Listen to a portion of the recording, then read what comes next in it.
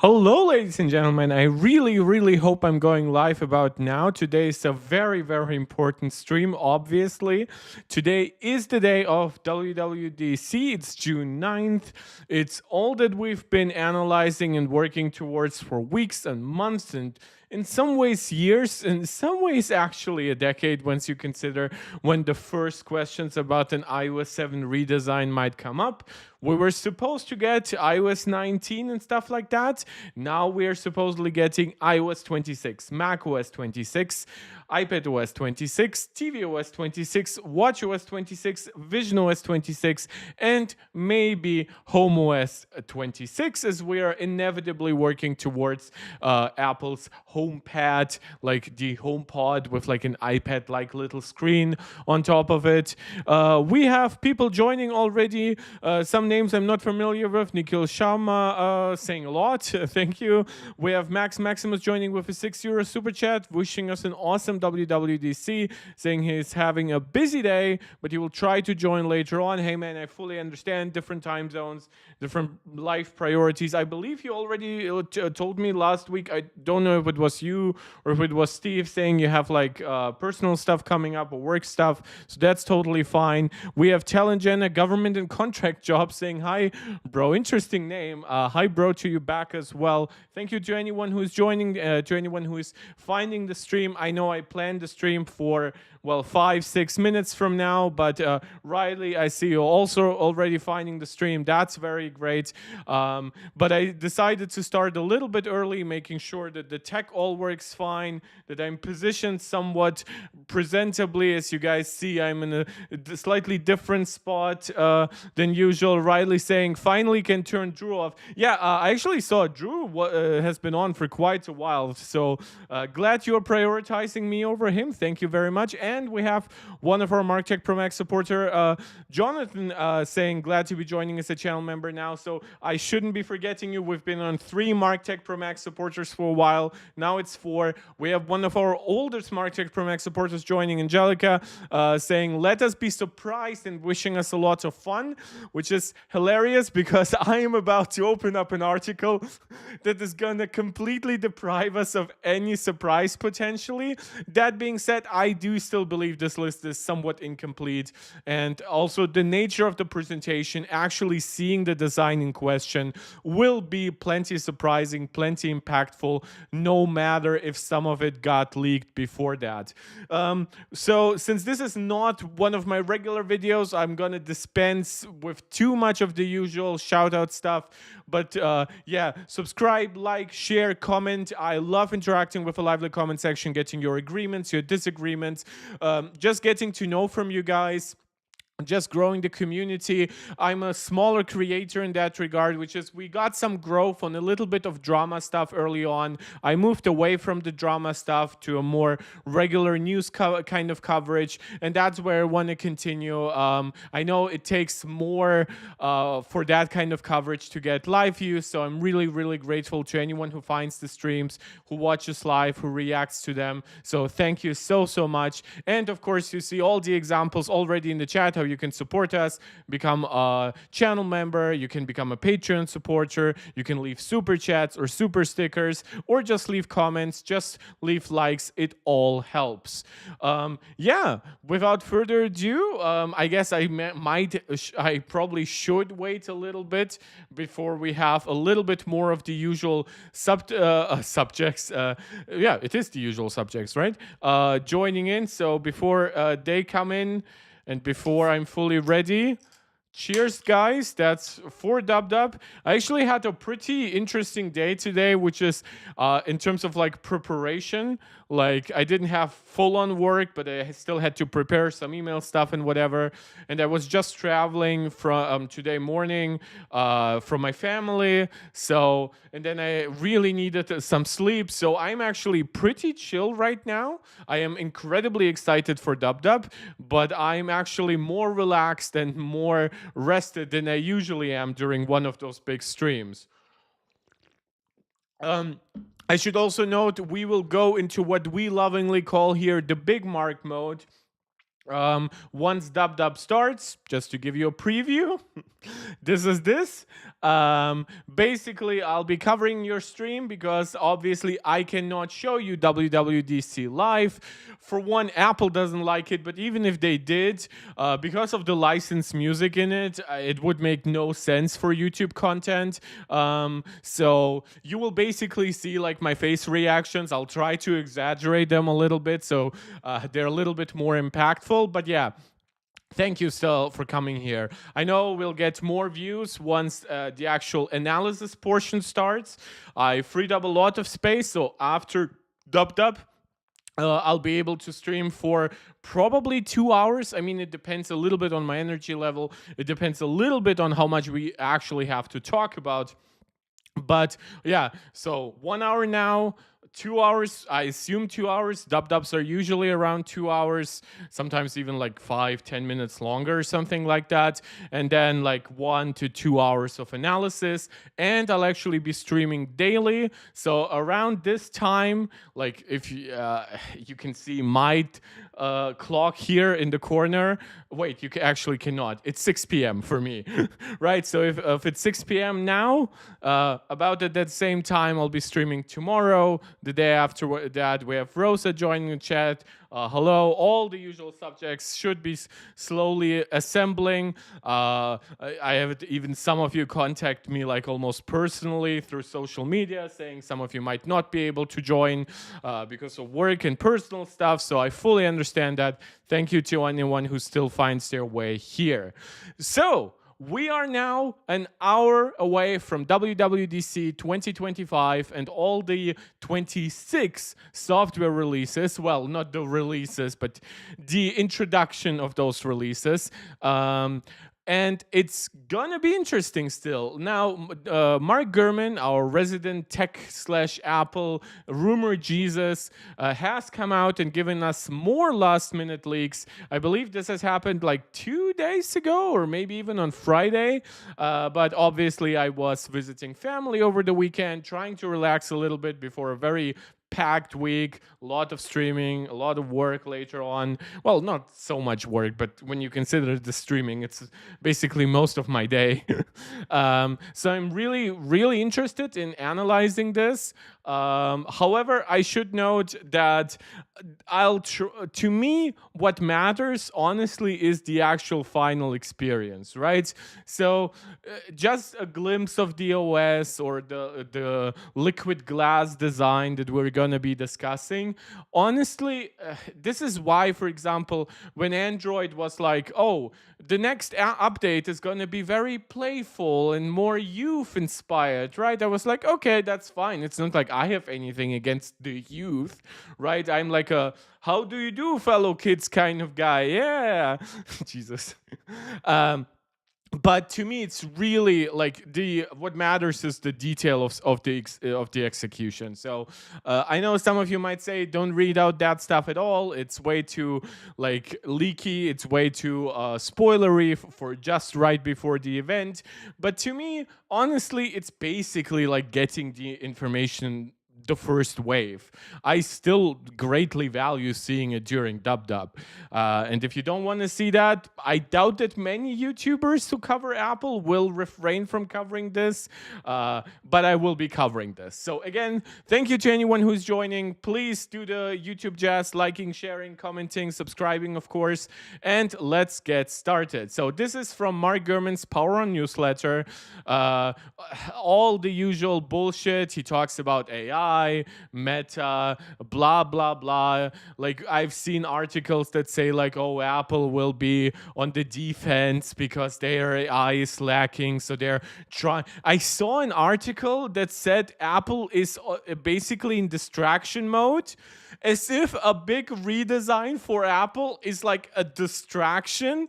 It's literally what people care 100-fold more about than AI, especially since, and I say that every freaking stream, whenever we talk about AI, ChatGPT is on iPhone. Google Gemini is on iPhone. Copilot is on iPhone. They have pretty good native apps on Mac. They will be integrated, a lot of them, right into Siri, just as ChatGPT already is. So yeah, it's all a little bit funny to me. We've talked, of course, about the renaming of macOS, not just to macOS 26, but also to Tahoe after Lake Tahoe in California, representing the reflective and translucent what would I want to say, like parts or characteristics of water as when you look up on the lake, right? So it's part of like the liquid glass experience. Obviously, we know that Apple's overall new design language is called Solarium, right? After a big room with a lot of light coming in. So, and we're getting more and more leaks actually giving us glimpses. In fact, we are having some almost official confirmation by Apple, which is Apple always publishes their WWDC playlists on Apple Music. And you see that it doesn't really leave too much room for guesswork about the design. You see the glass-like material. You see the material being translucent, reflective, right? You always have to consider whenever there's like an element of color, it's like, imagine physically being something red there, right? And so it's being reflected by this portion of it, right? And same here goes for something yellow and orange, or something green and yellow here, right? So that's how those materials are supposed to interact. Whenever you see a single icon or a single like design element, it doesn't make too much sense, like just by itself. I mean, it still does, but it's when you will have overlapping UI elements, a control center going over the rest of your OS. If you have even like windows being dragged over each other on something like macOS, or even like the new Stage Manager on iPad. There's also been rumors about some kind of basic Stage Manager support on iPhone, right? All those kinds of things will interact with each other. They will color each other. They will reflect each other. They will show you what's underneath through translucency and transparency. Yeah, and they will behave in a very glass-like fashion. And you even see more shadow elements here, which, yes, shadows exist in Apple's operating systems, mostly in macOS and, of course, visionOS, where shadows are a big part of the context of what's on top. If you know the SNL sketch, like who's on top, that's part of the experience, but it's subtle. This is way, way more. It's still subtle. It's not completely overdone. It's well done, but it is definitely more, right? And this is actually one of those examples where it's not less is more, it's not more is more. I would actually say this is a really good balance, just making it look somewhat realistic, somewhat natural. Really cool stuff. But yeah, let's actually get to the hard leaks from Mark Gurman. Operating system design and features. The standout announcement, sorry, it's far from standard, will be a brand new interface for all of Apple's operating system, including CarPlay. So this now leaves us with nothing left, pretty much, right? Because Mark Gurman in the past has talked about how this redesign concerns iOS, and with iOS, usually iPadOS kind of goes hand in hand, right? macOS. Part of that is actually about the consistency, especially between iPadOS and macOS. So things like the dock will behave more similarly. Supposedly there will be like a top menu bar on top of the iPad, similar to Mac, that's more customizable, which does make sense to me. I mean, as a touch target, these things would not work, but supposedly it would only be activated if you actually connect it to a keyboard and mouse, right? Like Apple's Magic Keyboard, for example, with an integrated trackpad. So that's what we heard first, right? 3 operating systems, iOS, iPadOS, and macOS. and those are based, those redesigns, on visionOS, right? So that leaves us now with 4 out of Apple's 6 major operating systems based on the new design.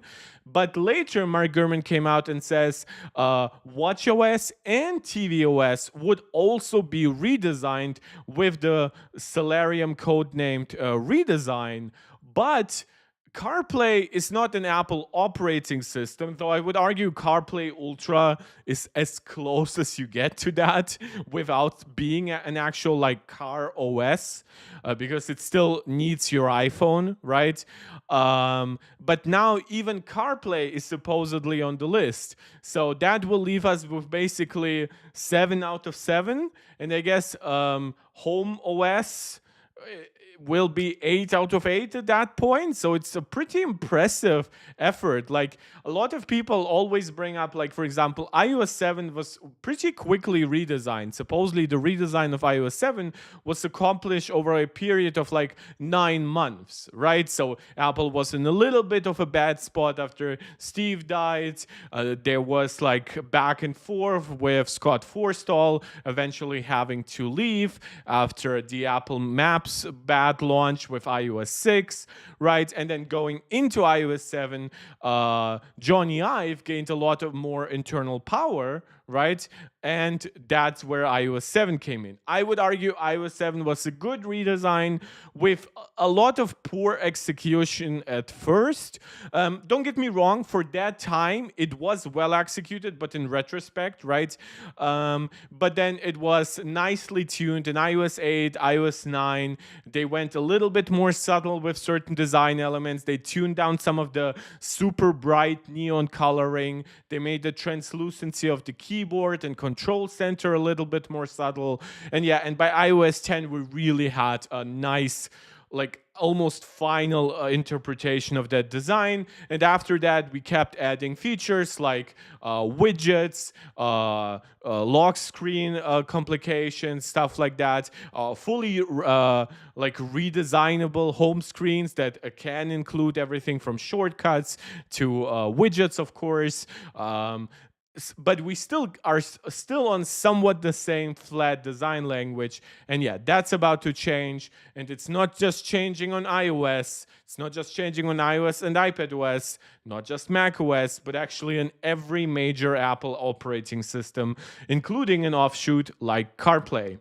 The main interface element will be digital glass. In a nod to the codename, which won't be used externally, there will be more use of light and transparency throughout the operating system.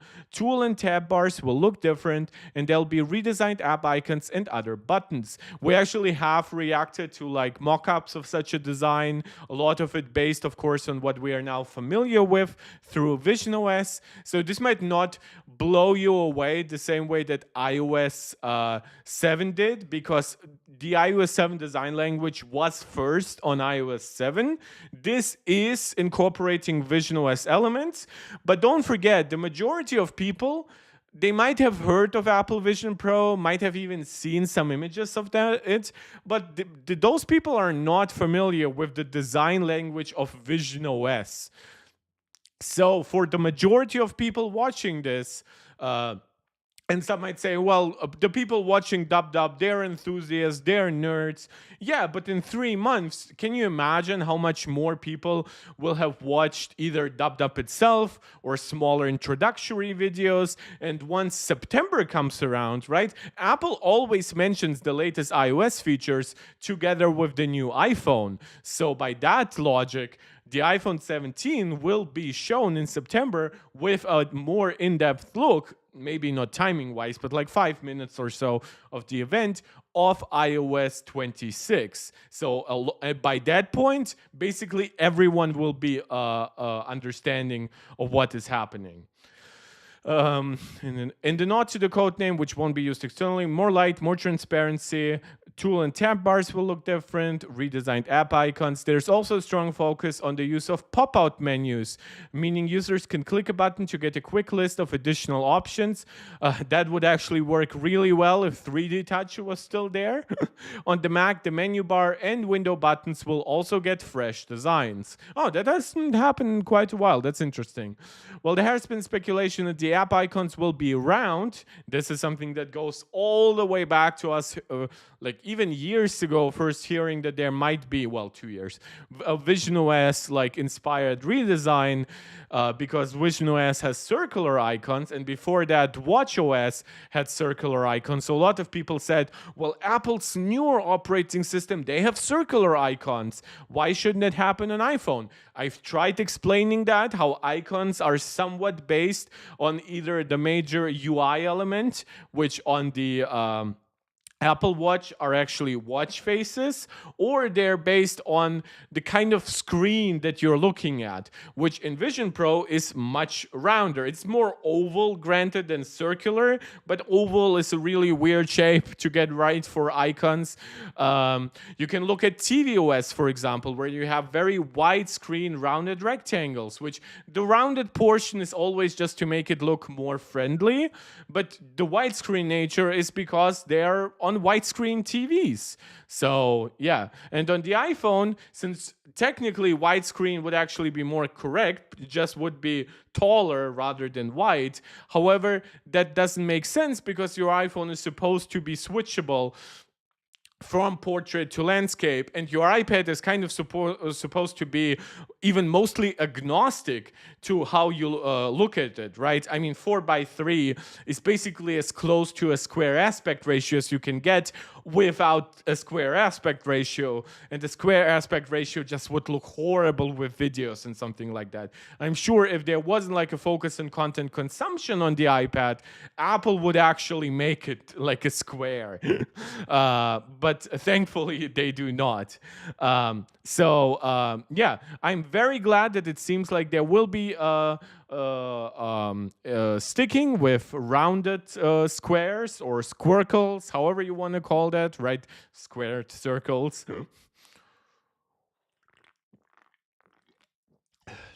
Saying the shape is staying largely the same on the iPhone and iPad. I would be shocked if Mac got different app icons. If anything, I think this is a good opportunity to finally give Mac and iPhone and iPad largely the same icons. Could there still be some differentiation? I always like to bring up like the GarageBand icon on Mac does not fully adhere to like being inside the squircle, like a part of the guitar sticks out of the icon, right? Those small elements, they could work for me, but mostly, like, I think that iPhone, iPad, Mac, I think honestly all these operating systems should have largely the same icons, and then watchOS and visionOS could be just circular versions of those, but iPhone, iPad, and Mac are really the ones that should be basically on the same level. I apologize, I'm sweating a lot. I cannot afford to put a fan in front of me right now because I was on the train today. It's been really rainy. That's why it's so humid. And the problem with that is like I'll catch a cold if I keep blowing cold air onto myself for the entire stream. So bear with me being a little bit sweaty. It probably will cool down anyway. Jeffer, why are we all excited about the design? Give us something about of substance like AI that actually works. Well, first of all, I keep pointing out that AI is there. First of all, we are getting with iOS 26, macOS 26, all that other stuff. We are getting Siri with personal context, with on-screen awareness. So Siri is getting fixed. There will be new AI features baked into the apps, like a translation tool right inside messages. However, if you want Apple to just build a chatbot, then you have to come in here and tell me why did you not show me the same insistence on Apple building their own search engine, right? Or why did you not insist in the same way on Apple having a competitor to YouTube? Or why did you not insist on Pages, Keynote, and Numbers being as comprehensive and as backed by big industries as Office 365, right? Like yours, what is speculation? The design, no, we did not have this kind of design on other devices. We have cheap skins that you can download from like the Google Play Store onto Android for this. And again, the other AI features, it's not about being first. It's never been about being first with Apple. If you want somebody who will allow you to, who will chase trends, then buy a Samsung product, buy one of those Chinese devices. I am not here. This is different. This is very interesting. You have never been here as far as I know. I am not here to tell you, buy iPhone because iPhone is the best or whatever, because there's nothing like it. I might think those things for myself, but I have been notorious in my personal life to recommend people buy Android devices. Back in the day, I was even very friendly to Windows Phone, right? But to me and to a lot of people and to people in this community, we do like the iOS design language, the convenience factor of how the ecosystem interacts with each other. You're asking, for example, for you to uninstall any Apple app on the phone. To me, that sounds horrible because I want iOS to be a mostly curated experience with a core dedicated default experience that you can then change. Like, some customization is great. I'm really grateful that Apple has been working on more of that ever since, like, I guess iOS 8. But I do not want iOS to ever turn into Android. I have been against fully opening up iOS the way that like even the European Union asking to. I have suggested a ton of other remedies, including legal ones, against Apple. I have advocated for higher taxes against successful big companies like Apple. So I'm not licking Tim's ass here and basically saying, oh, anything you do, master, is perfect. No, I have a very distinct view, and kind of how I prefer my consoles over a PC. I prefer iOS versus Android, Mac versus Windows. Yeah, and even like, who forces me to buy an Apple TV, right? There is smart functionality right in my LG. But guess what? My Apple TV is way faster, way more reliable, and it integrates way better with my iPhone, iPad, Mac, and my AirPods even, without even me being forced to, because technically AirPlay is actually even built into my TV, but it still does all of it better. So that's why I am excited for redesign of the operating systems I actually use daily, that I know people around me use. So I'll be very busy in September time telling people about the new design and stuff like that. That's what this channel is about. If you just want to say something has been on somewhere else first, that's your prerogative. That's not the kind of coverage I do here. The issue with built-in Apple apps is they use space up on devices. They actually don't, barely. A lot of the functionality is built on an operating system level into it. The apps are basically just a visual representation of it. Also, like, if you really care about that, just get a tiny bit more storage. Like, how much do you expect to save? Like, at most 2 to 3 gigabytes. It's not like you're gonna uninstall like the 16 gigabytes that make up iOS.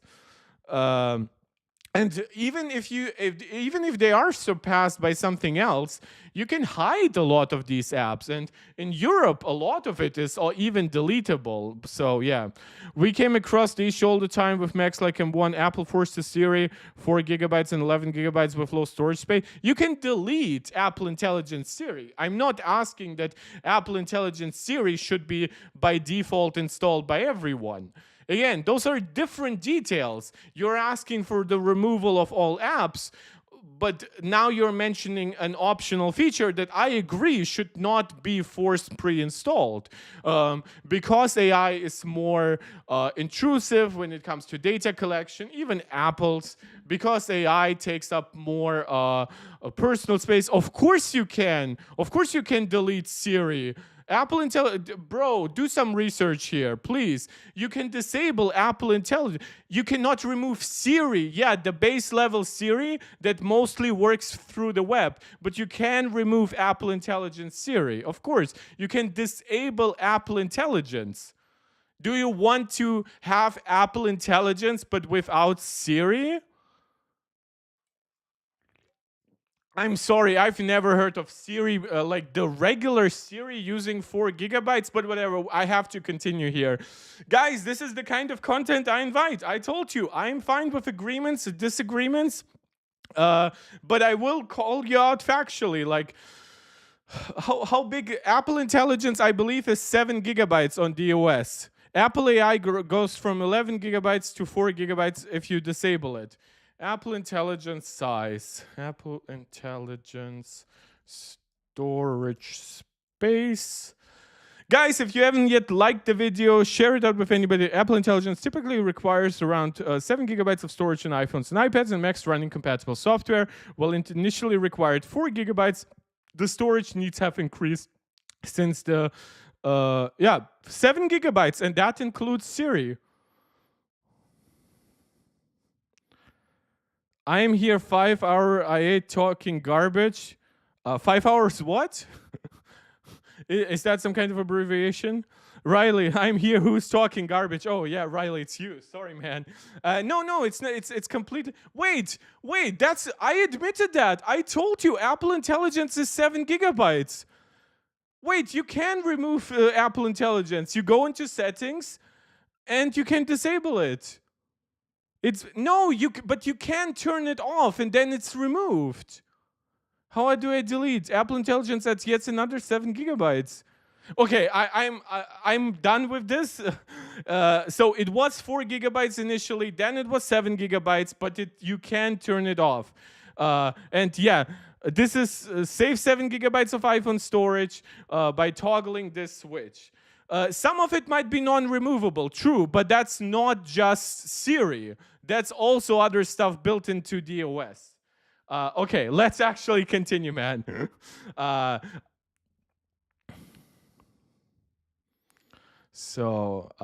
Because I have to move on, because we only have half an hour left, and I've only reacted to like 20% of it. Sorry. Guys, you can get me to do stuff with super chats, super stickers, and stuff like that, but you cannot dictate the entire content shape of my stream. Sorry, no. You can join my Discord and give me proof there. It's in the links connected to the channel. Go to my Discord. And leave me stuff there, because I believe you cannot send links here. I believe that YouTube doesn't like it. I personally would allow it. I don't have a problem with it, but I'm just just telling you. No, but I have to continue by myself. Widgets for iPhone, iPad, and Mac, customizable views on the home screen for weather, data, stock tickers, and appointments have been redesigned to match the new interface, but they largely function the same way as they do today and aren't a bigger part of the user experience. So this to me is interesting, because widgets are... it's interesting because specifically weather and stocks, if anybody has been on iOS for quite a while, you know that these widgets have been on iOS, well, way before we really went into widgets. In fact, even on the original iPhone, Steve called those things widgets, even though they were basically apps. And later they were integrated into Notification Center as like a running line on top of it, and basically being able to update themselves right inside Notification Center. So sorry guys, just have to make sure the stream is still working. I have my iPad always.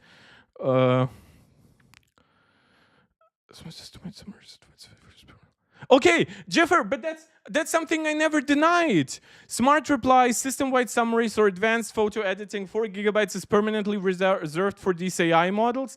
But that is completely different from what you said. You literally said you cannot remove Siri.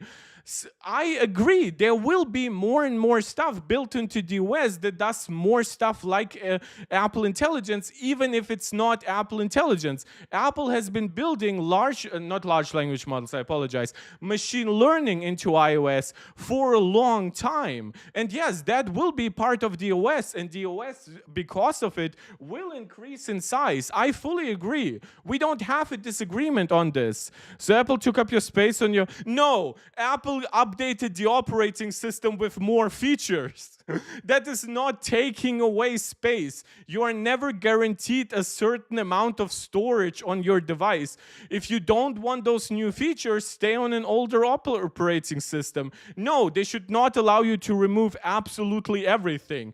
iOS is a dedicated, curated experience. It's not designed to be, oh, I can delete this portion, I can delete this portion. It will be confusing every time you install an update. These things might overlap. A new LLM might come into it, and then Apple will have to ask itself, well, do I have to delete this on your devices too? No, sorry.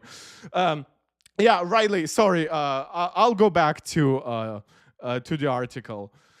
It's just, I like having philosophical discussions. I just don't like having like this. Okay, so widgets, that to me makes sense. It's also good to me that Gurman particularly mentions at first like weather, stock, and appointments, which with appointment, I assume he means like a calendar widgets. He says they largely function the same way. That to me makes sense too. Honestly, with the kind of stock and weather apps we have right now, I kind of struggle to think of how much better you can make it really without making them almost the app itself, right? But yeah, maybe over time, Apple can come up with something new. Though most of the core apps on iOS and iPadOS won't get overhauls beyond the design changes, 3 of them are due for significant revamps. So this is specifically why I'm reacting to this and why I have to keep going with something new. And that is specifically these 3 things, because I do not think that these 3 things have been talked about before on this channel in this kind of way, because they are actually in some ways brand new. The phone app, according to Mark Gurman, hasn't changed much since the original version. That's true. So that's now going back, well, it's not going back 19 versions. Well, it would. iOS 19 would be now. But yeah, for iOS 26, I guess. So it's been a while. It's been quite a lot of years. Apple is introducing a new view that combines favorite contacts, recent calls, and voicemails into a single scrollable window. Now, honestly, I'm a little bit apprehensive about it because of muscle memory arguments. Not for myself. I personally rarely use the phone app itself, but for people who call a lot, like my mom, like I just imagine the chaos that will ensue the second like these kinds of big changes happen to an app that she uses multiple times daily. I hope it's somewhat intuitive, and in fact, thank God, and I believe I might have to explain it to these people, this modernized approach is optional and users can toggle to the legacy interface with a button in the phone app itself. So this is probably something that the enthusiast among you guys will have to be walking around with your friends and family members who might be a little bit less tech savvy.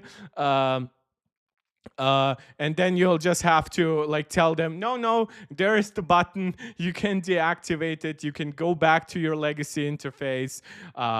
So thankfully, but this brings up the kind of debate that I almost had with Jiffer. It's a bit too philosophical. It would be a little bit too long lasting here.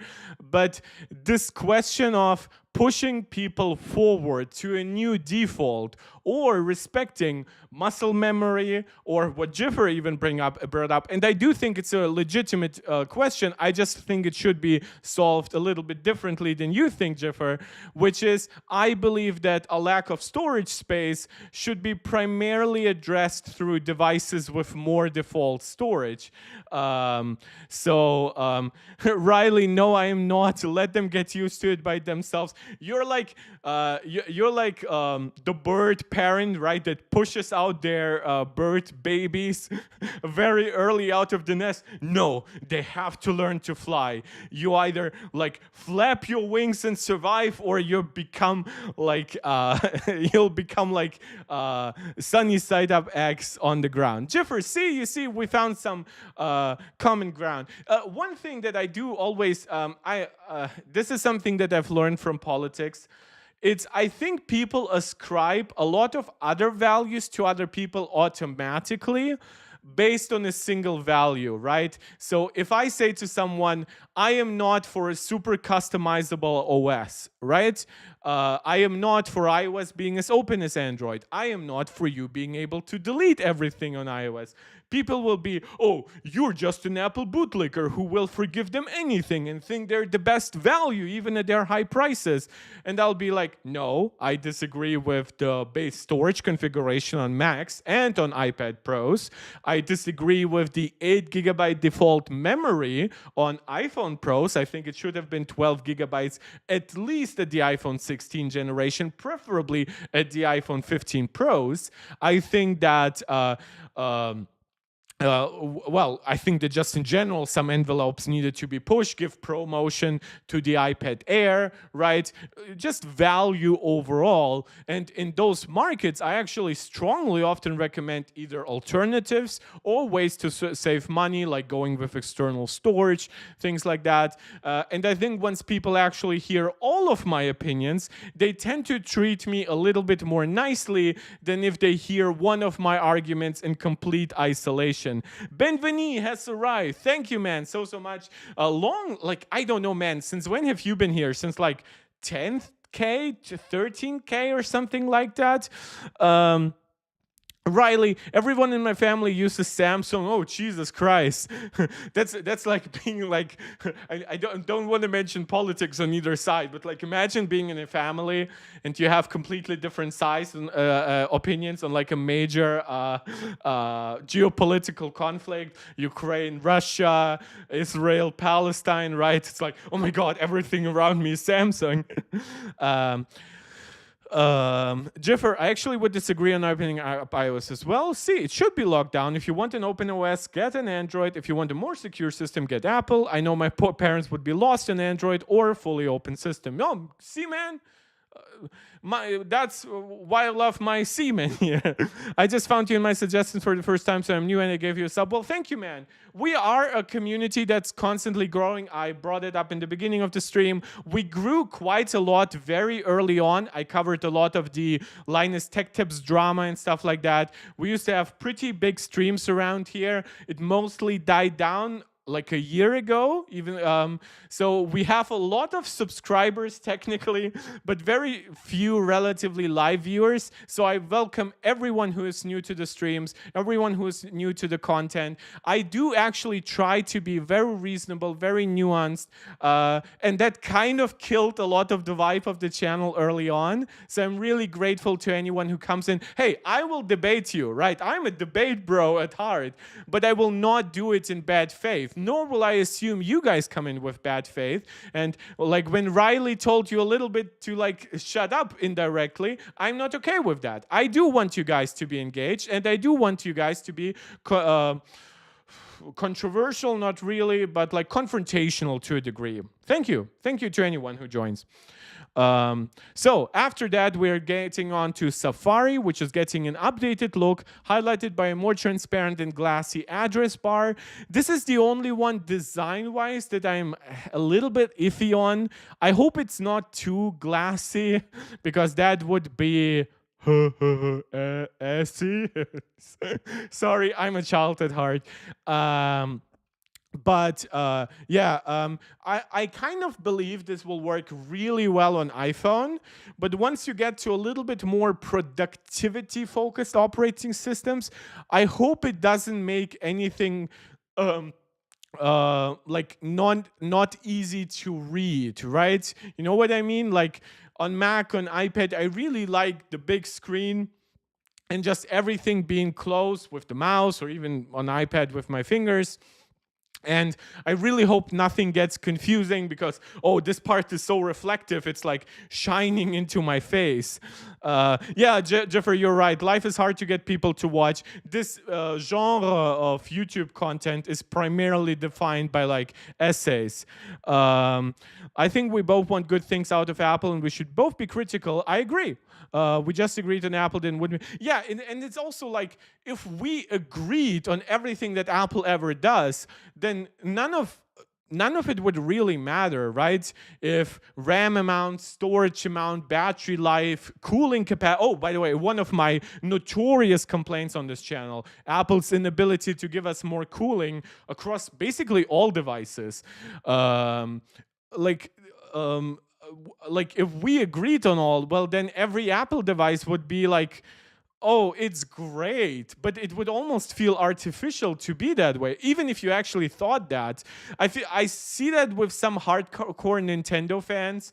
The Nintendo Switch 2 came out, and I think most of them, and I really am attacking only a small niche dedicated hardcore base. Like, I think everyone is able to like criticize it at least a little. Like, the battery life is really poor. I think there could have been more performance if they went with like a TSMC 4 more efficient processor, an OLED screen, things like that. If people didn't voice those concerns, then there wouldn't be a reason for those companies to improve. Riley, I hope the glow around the glass is fake. It looks so bad. Which one do you refer to? Do you mean like what we saw with the playlist stuff? Because I do want the glow. I think that there is a big difference between like what you can do with like an artistic thing completely separately from the main OS. And also there is a big difference between what the glow is going to look like against a white background versus a darker background. So if you have a darker wallpaper or even like an app underneath this translucent UI element, right? So don't take this design as like being representative of every single app. At least I hope that not every single app will just have a fully white background that will have like, no, I hope not. Jiffer, I think what we're seeing with this WWDC is the first early look of Apple Glasses UI. Yeah, of course, but because don't forget, I actually do believe that Apple Glasses will be fundamentally based on the visionOS design language. Now, of course, glasses will have to function very differently than Vision Pro because they don't have the same guts and batteries inside. But in terms of the overall design, yeah, it makes sense, especially for something that literally has translucent glass over your eyes.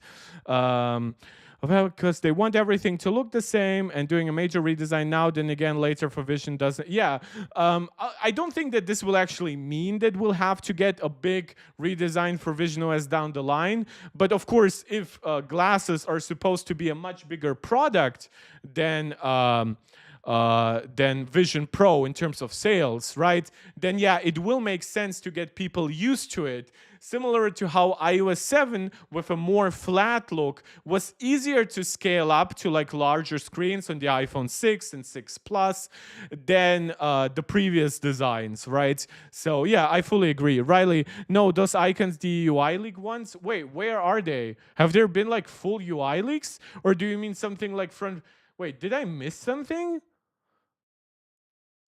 Those are this.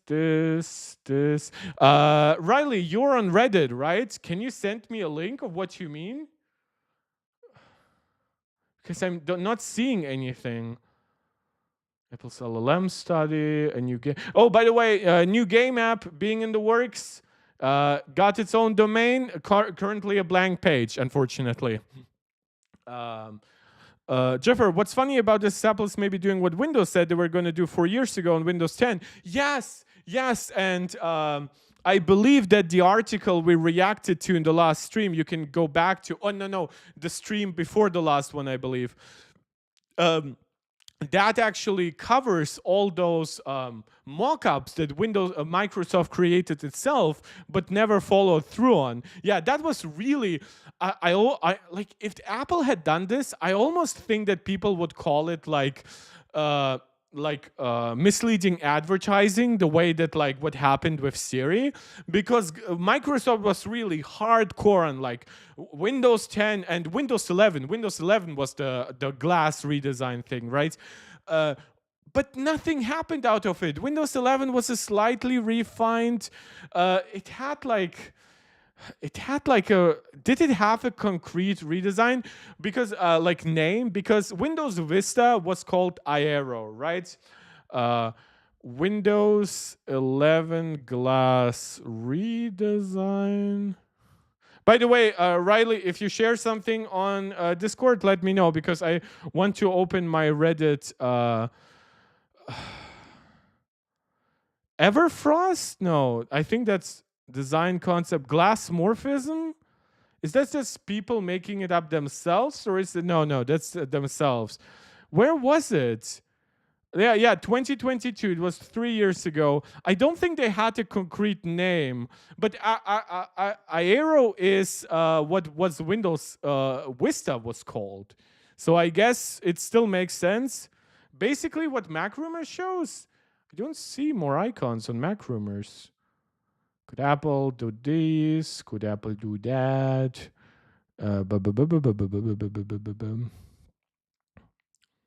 Don't see actual icons, man. The only thing I saw was the stuff from the music stuff. MacRumors here. Like the only thing I saw was this. Live coverage, spoiler free, cheat sheet. No, sorry, bro, not seeing more. Maybe you saw some mock-ups? Oh, do you mean like the article that we reacted to? Like that was super glossy, because we reacted to that article and then a little bit later on it was like turned into something, into like a summary article on MacRumors. But I do have to very quickly get back. It just goes to show how a company is ahead of its time, how it doesn't always work out, I guess. Yeah, like I think Microsoft is notorious for that. Like there's a lot of Xbox stuff that was kind of always ahead of its time. The always on requirements, the switch to a more digital world over physical media. But that doesn't help you if your product is not attractive in its time, right? Vine should have been TikTok. True. I mean, Vine in many ways was TikTok. I guess it didn't have the algorithm to explode like TikTok did. There was a league with blue glow around UI icons. Really? Well, I hope it's not that. I mean, we are only 15 minutes away from the presentation, so I'm probably not going to go hunting for it. But hey, if that's true, we'll have plenty to react to.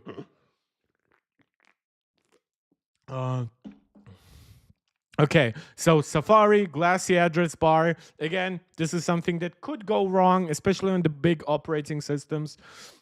And the camera app will be revamped with a focus on simplicity. So this goes back to, of course, the leaks that we have had from John Prosser, from Front Page Tag, all that while ago. The actual first app that was leaked with this new design language was the camera app. Apple has added several new photo and video taking options in recent years. Spatial video, panorama, slow motion recording. Well, slow motion panorama has been in there for quite some time. And that's made today's interface a bit clunky. I agree. In iOS 26 and iPadOS 26, Apple is rethinking their approach. So basically simpler. Okay, I can live with that. Hopefully it's not so simple that it's like just giant buttons everywhere. I should still, like, I trust Apple in that regard. Even a slightly clunky camera app like it is right now is not bad in my opinion. Messages, I think we've already heard some of that, and I believe reacted to some of it in prior streams as well.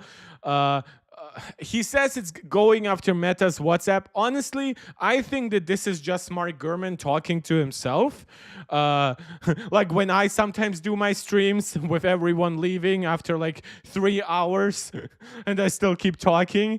But like, I think that Apple likes to improve apps even without like, oh, WhatsApp and Telegram or whatever. Like, two main changes are the ability to create polls, which have been in other apps, of course, and set set a background image. The backgrounds will sync between devices, including those of other users, meaning that you and the people you are chatting with will have the same look. What's interesting, I don't know where I've heard it, but I read somewhere that these backgrounds could be AI generated, maybe based on like the photos of you and the persons involved in that group chat, for example, or if it's a two-person chat back and forth, right? But that is apparently not from Mark Gurman. Hey, maybe I dreamt that in a dream. And then preview is coming from macOS to iPadOS and iOS for the first time. I've always loved preview. I think preview is a really good way also for certain privacy elements. Like, for example, when I show you guys my photos of something, like during my previous streams, for example, I showed you how I experimented with the Galaxy S25 Edge, or how how my new iPad case looks, right? But I didn't show you that in my Photos app, so you got to see everything else. I showed it to you in preview, and that's, I think, could be really cool. It also, of course, gives you an in-house solution to PDF management. I know many of you have bought or subscribed to premium PDF solutions, like I myself have PDF Expert. So that will make annotation and editing, at least in the more simple ways, easier. The software looks similar to the Mac version, and its launch screen is the same style as apps like Pages and Keynote. So I assume that's more of a dedicated app on iPhone and iPad, and then on Mac, that's more of a part of Finder, right?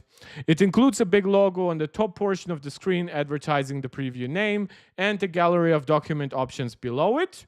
Okay, the app will be pre-installed rather than launched via the App Store. This is probably something that Jiffer will kill me for, but I do like it when apps like that are pre-installed. Another pre-installed app is Games.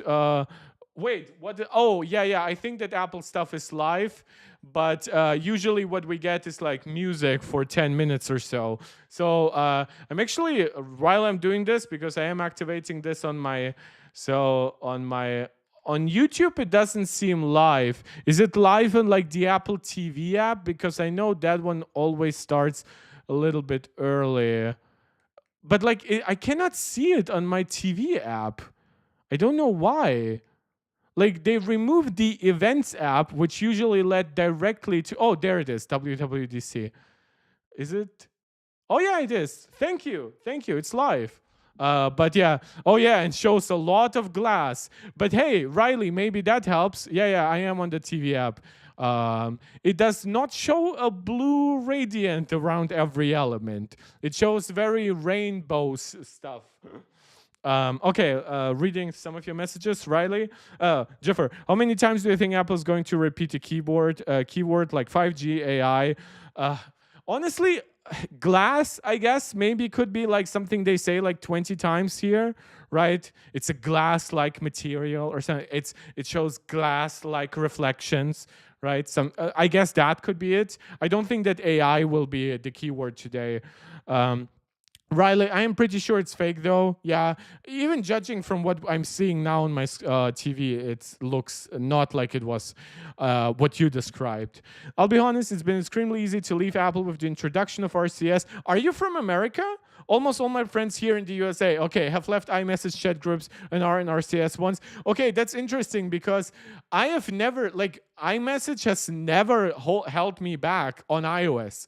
My main, like, I chat on iMessage with like my sister, my mom, one of my nieces, I guess, though mostly through WhatsApp. Like, everyone here in Europe is on WhatsApp or Telegram anyway, so nobody's being held back in their switching by iMessage.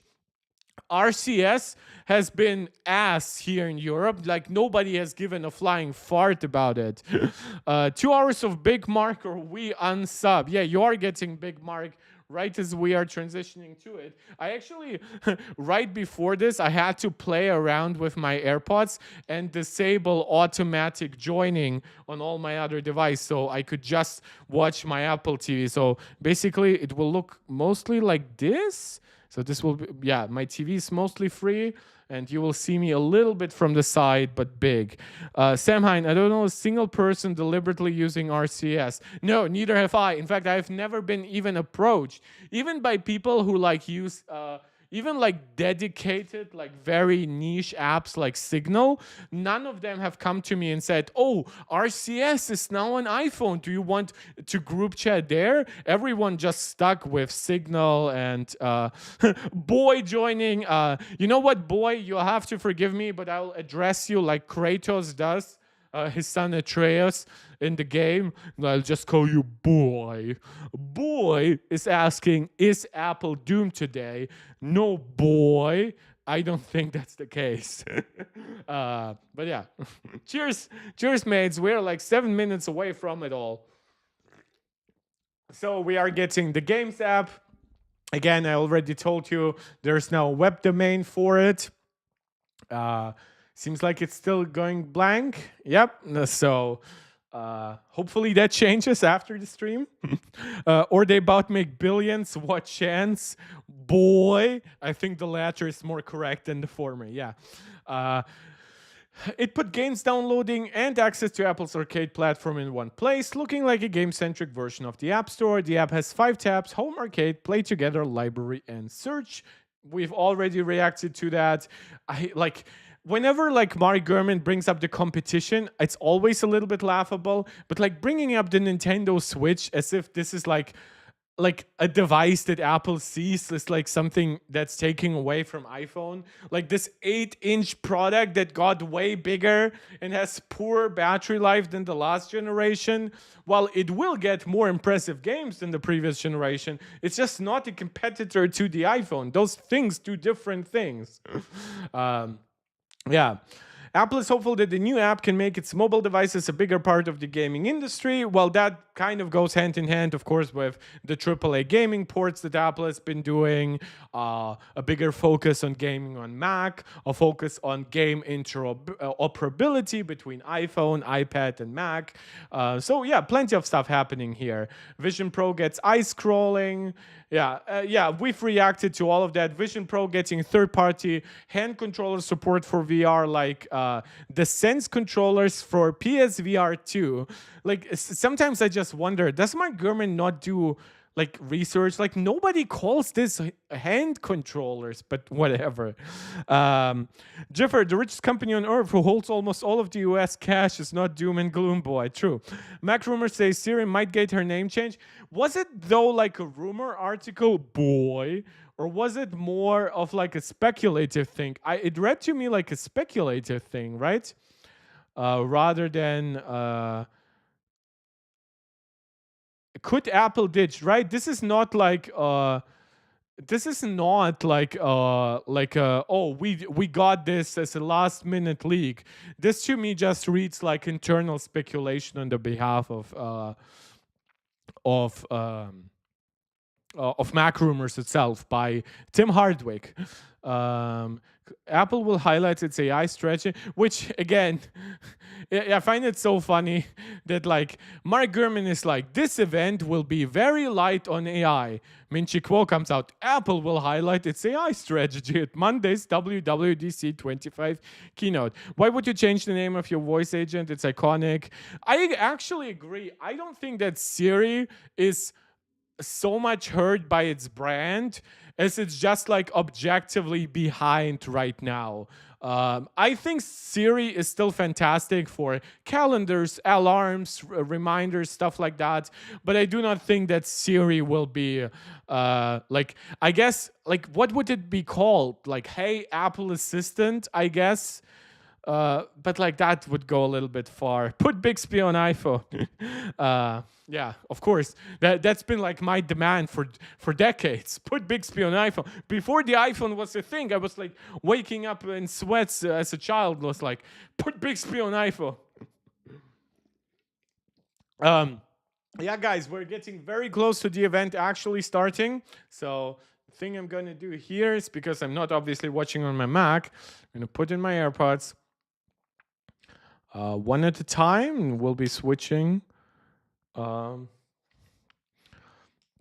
We'll be reducing the volume so it's not too loud, but I'm still listening to the music. Well, Gemini is a very different thing.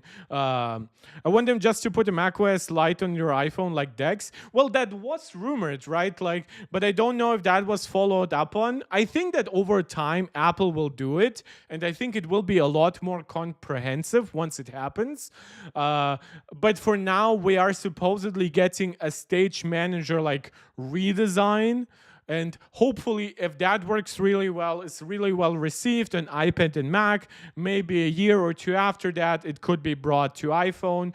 Maybe Apple will even ask for 12 gigabyte iPhones for that. Who knows?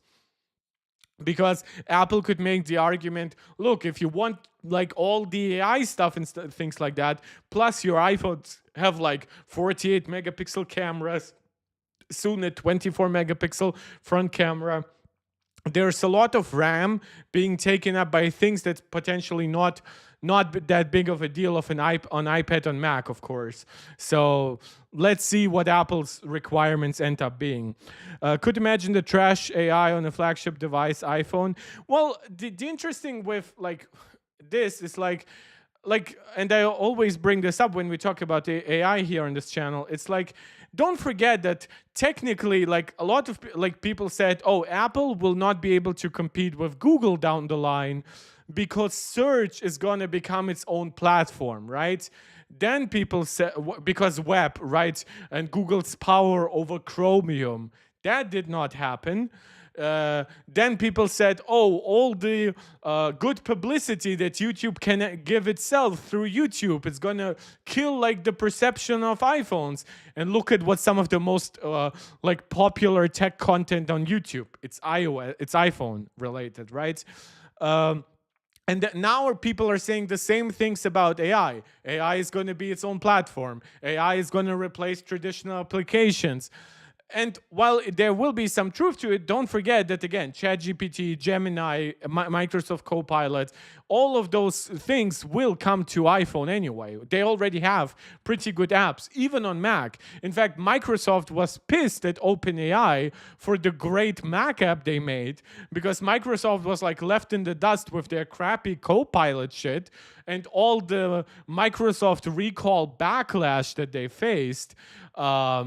But macOS got a really great tool here. By the way, Riley, just for you, going into big mark mode a little early. Let me know if everything works fine for you. We should be a minute away from the stream. I can see my TV. You guys should be able to see me. This music sucks. Yeah, this is not the same catchy stuff that we usually get. I would never buy an Apple device ever again, but it would pay $3,000 for an iPhone if it had macOS. Well, that's kind of personal preference. So, hey, but thanks still. You sub to me, even though you don't share my appreciation. That's cool with me. Riley, this music, I want to remove my ears. Well, the music will be removed in about 2 minutes, I think. Yeah, thanks to the rules over in UI in Europe. Kind of wish we can sideload. Yeah, I have it. Don't do much of it. It started. Yeah, it is starting for me too. Though I think we are one song away still. So another about 4 hours to go today. Guys, before the event gets fully started, if you haven't subscribed yet to the channel, but you're liking the content, please do so. Please like the video, share it out, comment. Yeah, and do all the other YouTube jazz. Super chats, Patreons. Okay, that's their new Formula One movie. Am I in? Oh, Tim.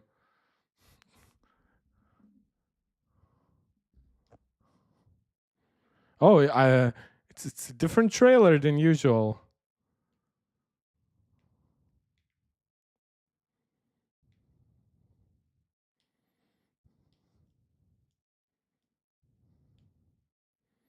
I just accidentally disconnected. Okay. I think I'll have to reconnect.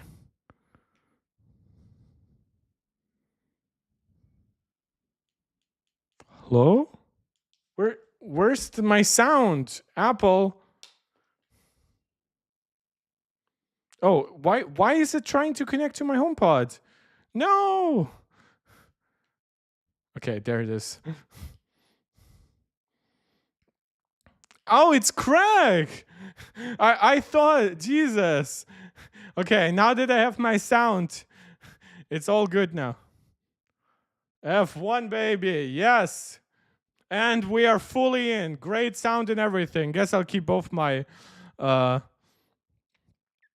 I'm just gonna stop here and say Apple has the next, I assume, best VFX in the industry. Definitely. Oh, Craig, the hair, man.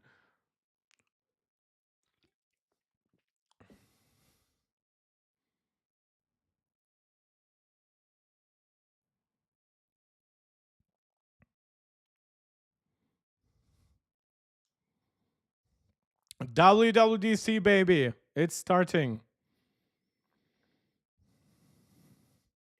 Oh, I have spatialized audio on. That's fun.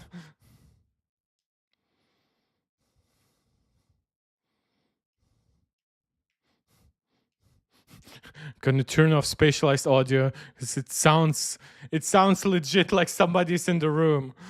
That made me like a little bit nervous for a moment.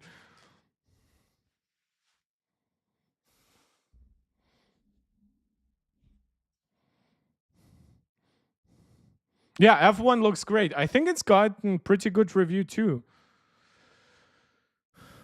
Yeah, 4 straight years of best original programs. Like Severance, Silo, all that stuff is great.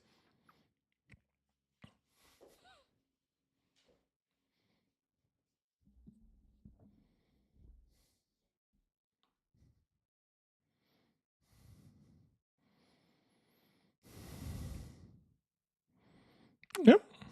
Development is important. Third party apps, tools.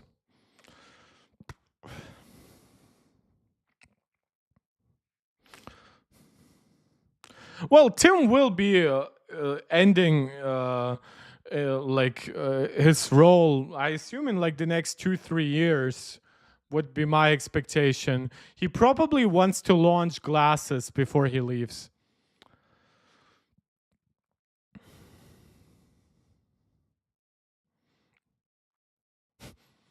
The Nike shoes are crazy that it's basically like a free ad.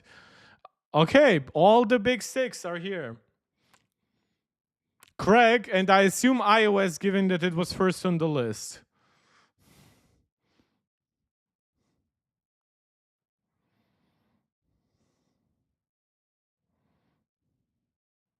Craig still looks good though.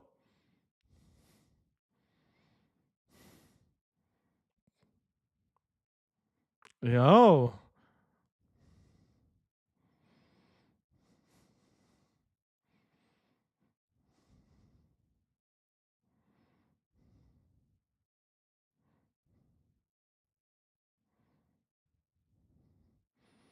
So I guess they are not hiding AI.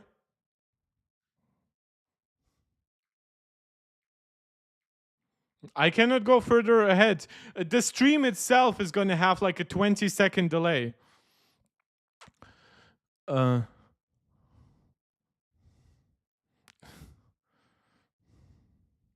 well, we still need AI to be mentioned just for the investors I get.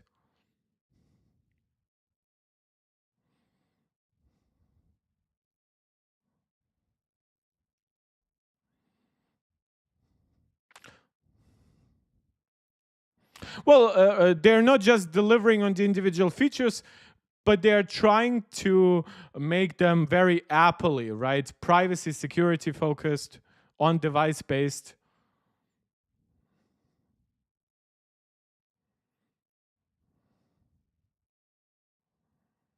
Oh, okay. They're humble here.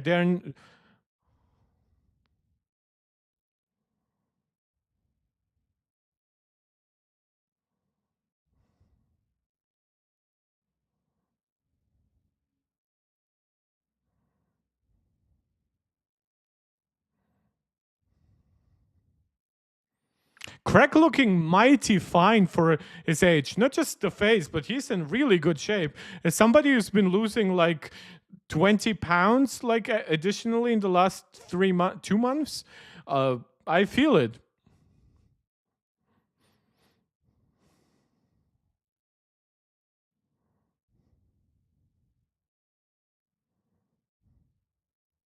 Yeah, that was rumored by Mark Gurman that they would be opening up their AI stuff.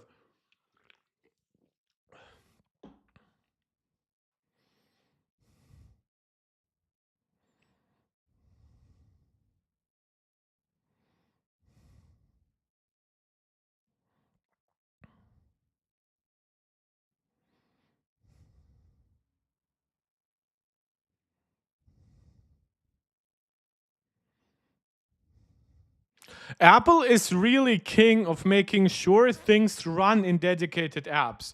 It's really different from like trying to put everything into one Gemini app or one ChatGPT app. I'm trying not to scream, but it's hard to manage my voice because it's so loud in comparison to. I'm usually used to only having it in 1 year.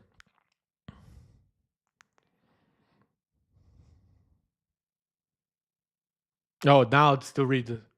Yeah, baby. Redesign! Project Solarium. Yes. Oh, that makes me so nostalgic. Yep. More RAM, more power, more efficiency, larger screens. So much has fucking happened.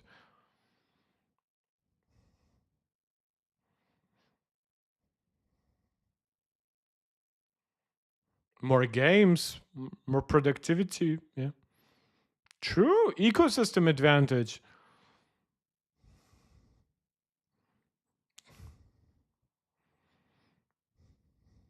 I assume this is like the last redesign that even Craig would be working on, right? I don't think he's going to be here in a decade. I assume this UI is old on the mockups. Wait, what? Glass? We're seeing a lot of glass. Alan Dye, love that guy. Always forget that he is there, but like I've loved him ever since I learned about him with visionOS. Yeah, the cinematics are great.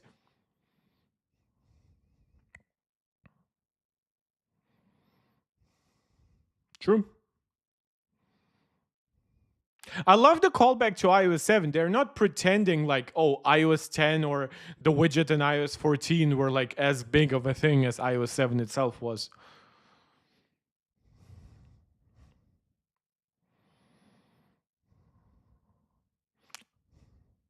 Supposedly, only the iPhone 10s is being cut here, and everything from the iPhone 11 and up is supported. So they have a lot of trust in their silicon.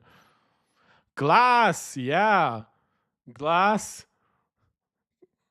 Oh, the icons! The icons are still rounded squares. Oh, those are great fucking icons. But they're very subtly changed. He's got Apple glasses on, do you think? Oh. Oh, it's very subtle. Riley definitely does not have a random blue glow to all of it.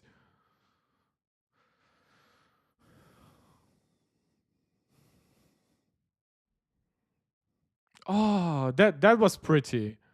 Oh, and then it all has that bouncy effect that I love. The Android tried to replicate that one. I don't think it quite worked, but it's good. Hey, Mark Gurman was wrong. He said liquid glass would only be an internal thing. Oh, the camera app looks like what Front Page Tech leaked. Oh, the full screen art. Um, Parallax effect is increased. Oh, and the music, the media player looks similar to the mock-up. Okay, this is gorgeous. This is way more gorgeous than I thought it would be, though some of it might be difficult to read if you're a little bit vision impaired.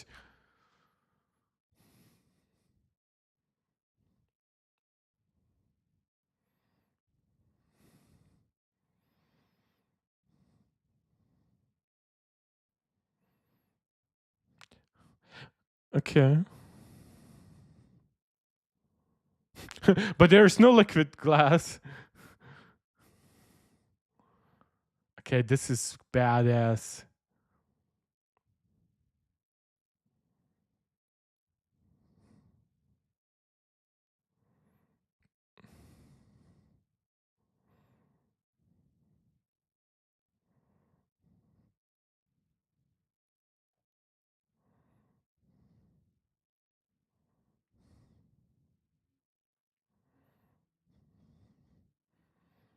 This looks way better than any mock-up.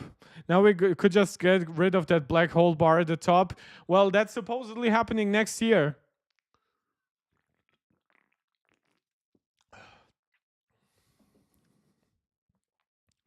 Guys, do you like it? Let me know. I'm loving it.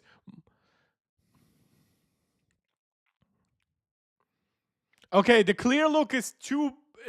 The clear look is too clear. It does not work. It's poor. It will kill anyone with poor eyesight. The glow is stronger in some parts. Other than that, it's nice. I assume like if you go with the dark, if you go with basically dark mode, it will be less. So you get a bright mode, a completely translucent look, and a dark. And I think the dark will look the best.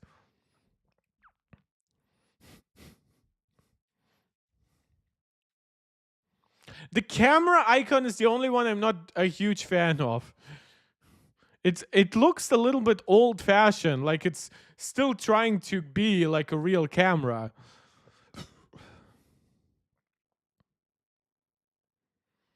Yeah, Riley, I assumed you would go with dark mode. I will probably switch between bright and dark. That fully translucent look, it's a cool gimmick, but 26. Nice. Thank you, Mark Gurman. Nice. So, guys, we're not too far away. Mostly like 10 seconds. I think that's the natural live stream delay here.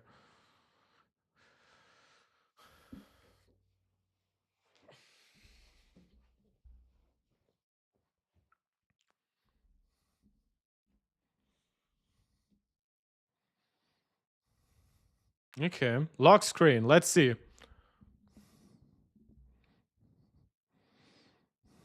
But they are still respecting muscle memory stuff. Like a lot of stuff is in the traditional place. Everything is bouncy. So that's the liquid part. The mail app looks interesting. It looks, I think I've seen like a third party app that looks similar to that. I love the clock. The clock is straight from watchOS. I'm gonna watch Drew contradict himself after your live. What did he say before? Dark mode looks like shite still. Sorry, man. I completely disagree. Dark mode on iOS rocks.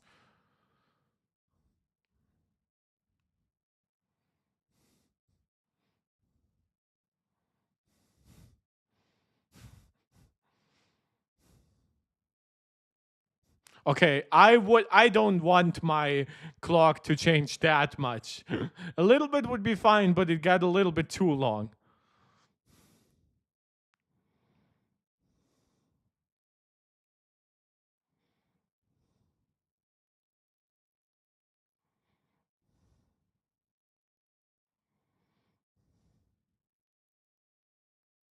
I think some of the transparency will be adjusted in future versions. Similar to how iOS 7 had more of it than people probably wanted. I think, for example, like the fully transparent notifications, I hope they also change between bright and dark modes, but those could do with a little bit less transparency here. He said a lot of leaks have been false, so he doubted the redesign in 26 change. Oh, Drew can kiss my ass on that stuff. Drew has like had some really hatery stuff where the criticism is like actually false. Like it's not just his own opinion; it's literally false.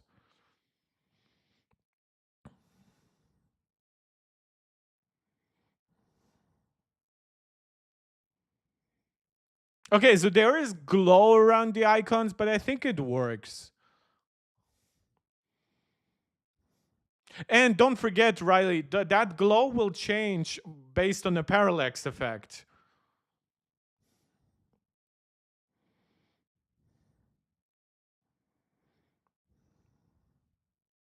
Photo and video. So we are kind of going back.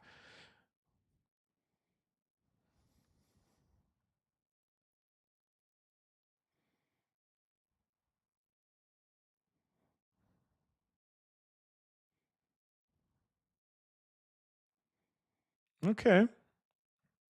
Like that, but I will have to explain to people what that swipe up works. Okay, so this is very much in line with the front page tech leak. Wait, does Drew now have a Pixel? I thought he got gifted a 16 Pro Max from a sponsor. I think from the maker of my iPad case. Uh, Abdul Rahman saying, when will they release it? Somewhere in September, probably closer to the end of it, around 20th or so. Oh, this is probably AI based. So, Jiffer, that will go against your dislike of putting LLMs that's not needed, like for that 3D effect. That's probably AI based. Okay, that's poor legibility. I need that to be adjustable. That tab bar down below is way too transparent. If that's customizable, perfect. If that's always just like that, I don't like it. Jiffer, the idea why you should look behind it, at least in a way, is to create this distinct hierarchy levels of what's on top and what's on the bottom. Technically, all of those little things are gimmicky, but you could say that every UI is gimmicky beyond like button, icon, right? This is playful. We are in a more playful era. I mean, Android 16 is very much focused on like playfulness too. That's what like people want that stuff. Like you see that people want a TikTok vibrant like experience. Just with higher creation, higher quality standard. What the fuck? What is that beautiful Mustang? Is that a new car? I want it.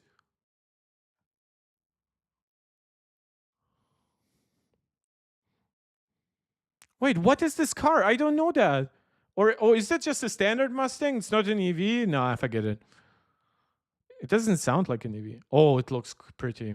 Okay, you see, they tuned down the transparency a lot for CarPlay, where readability is more crucial.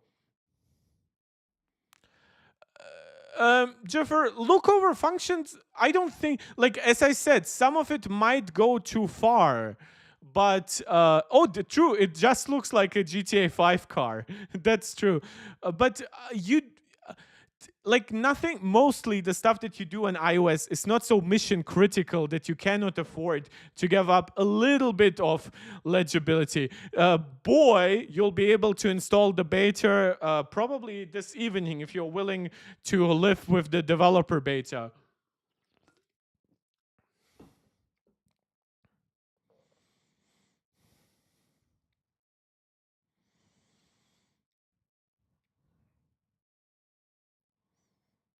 Oh, okay. iPhone widgets and CarPlay is actually a pretty big deal. I wonder if you will need to have the app also optimized for CarPlay. Yeah, it may, yeah, of course. If you bring it to CarPlay, also bring it to CarPlay Ultra. Is that a Bentley? Wait, or is that a Rolls Royce logo? I always forget which one is which. Bentley logo.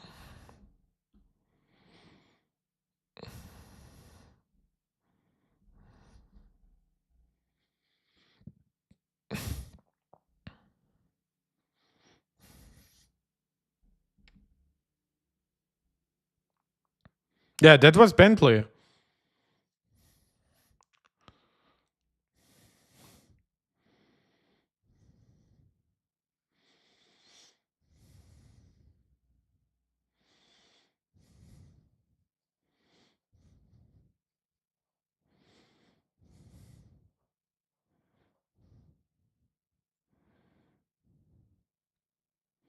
Yeah, I love the bright icons better than the fully translucent ones. But I think that's gonna give a lot of like media attention with like screenshots of the fully translucent option. I will prefer just bright or dark. Oh, it says Martin. Okay, yeah, spin. Nah, Jiffer, sorry. I am fine with Apple experimenting and failing with an EV. Also, Apple cannot bring CarPlay to everything. Like, car makers do prefer to have their control. Mercedes, Tesla, I believe General Motors doesn't want stuff like that. Even newer companies like Lucid. Apple doesn't have to succeed in every market to the maximum degree. Phones, tablets, laptops, earbuds, watches, that's enough for now. Okay, messages.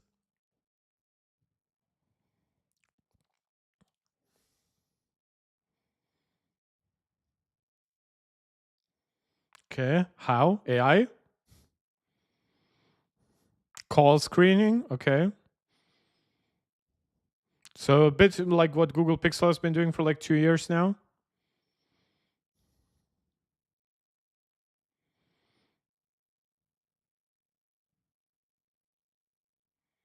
Oh, that's very similar to the call screening feature that Google had introduced. It's very needed for markets like the United States. Spam calls are not as big of an issue here in Europe, but I assume it's still like valuable. Like I believe I got spam called once in the last year.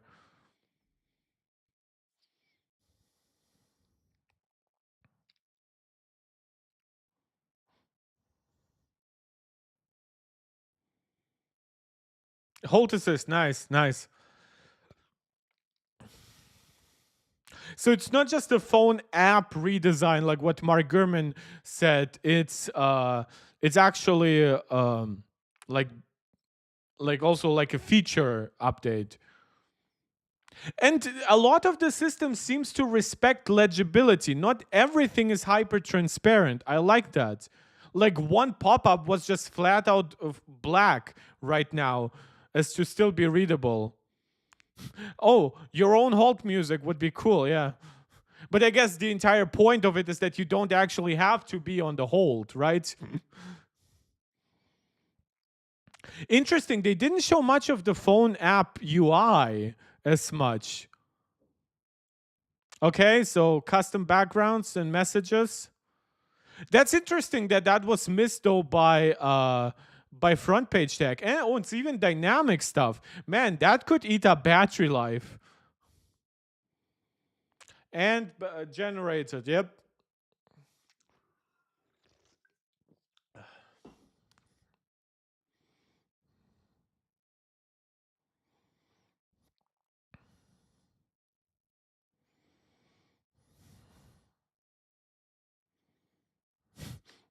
Okay, they look pretty. I mean, polls is nothing new. You guys know I'm an Apple fan, but I'm not an Apple fanboy. I'm not gonna gush over polls being integrated. But yeah, I guess Apple Intelligence is integrated. I wonder, like, I hope that I will be able to like tell Siri create like a poll in my things.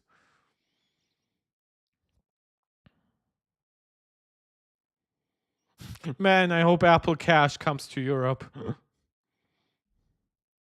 Yeah, Riley, that's true. The customization will get ugly the way people do it. I assume for most people, I'll just stick with the regular one.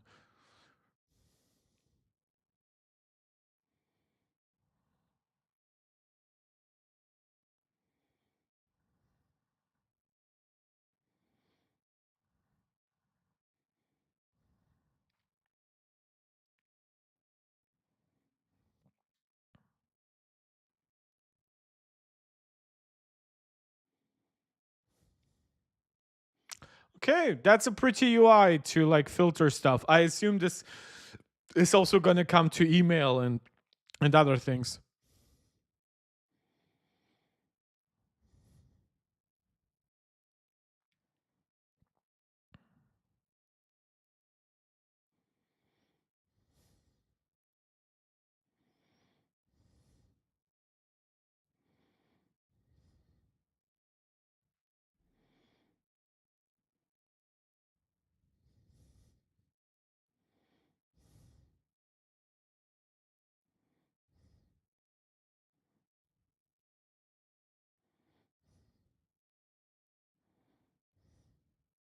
Oh, that's Mixmoji. Yeah, that had been leaked too as well. I was shocked that this wasn't a thing already because I think that was like a slam dunk because you literally don't need even a very advanced AI to do this.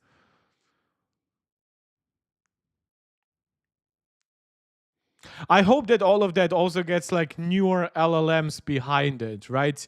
I think Image Playground needs drastically new stuff, probably needs more RAM for that though. But like Genmoji should be better even on an 8 gig of RAM device.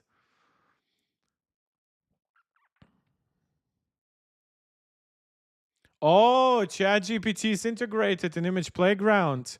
Yeah, I use Genmoji. Genmoji is my most used AI feature. I think they're super fun. I think I don't need like artificial girlfriends in ChatGPT. Yeah, but Samsung has way less style for this. Evan, I disagree.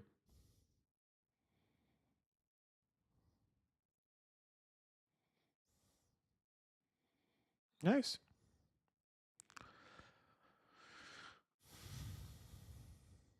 Evan, people wanted a redesign. That's reason enough. That's the problem. There is no reason to redesign anything these days, but there is a reason to follow customer demand. And like people have been complaining about the lack of change for years. What do you mean, Evan? The last time a big thing like this happened was iOS 7. That was 12 years ago, bro. It's not changing every 5 years, even remotely. Every 5 years, we get bigger features like widgets and lock screen shortcuts. But those are features that are baked into the design. They're not in of themselves a redesign. Okay, so live integrated translation messages, more AI stuff. It's all step by step getting updated. I don't think that any of these individual apps are getting like a revolutionary change, but I don't think that was necessary. And it works in FaceTime. Nice. No, DUI has not changed completely since 2020. Customizable home screens, nobody forces you. You could still keep your regular just icons on the home screen. I guess Control Center changes more regularly. I could give you that. Yeah, Evan, sorry, bro, but this ain't gonna change. Deutsch, nice. A little bit of German action here. To those of you who don't know, I am live from Germany. Oh, the voice sounds pretty natural for German. Ich kann das sagen. Ich bin hier der Experte.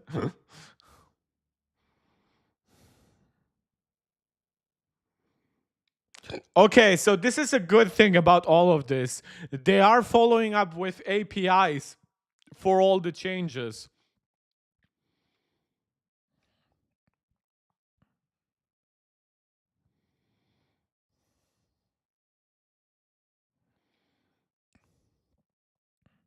Back to Craig. Wait, messages. Okay.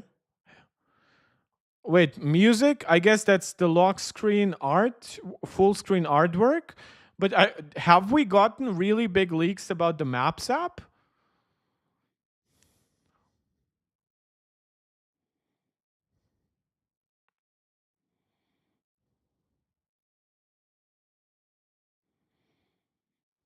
Okay, makes sense. Given that translation is probably now a system-wide AI thing.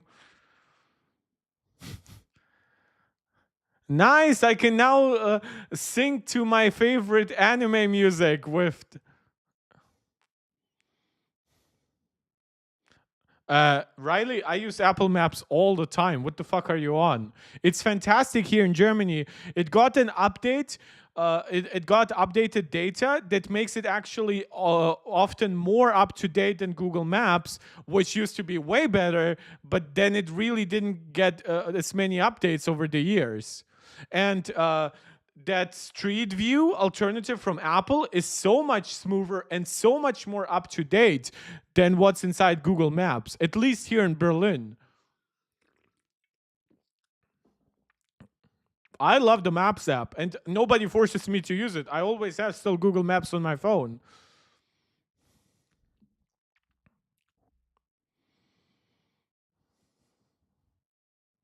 Yeah, true.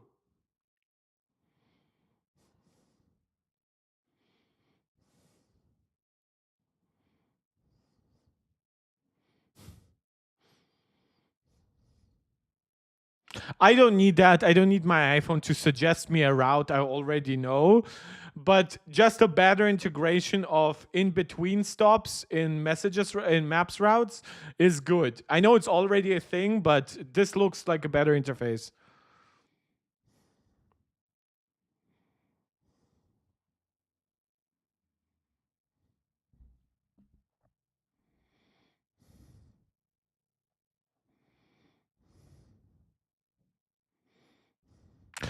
This is the kind of stuff I tend to turn off.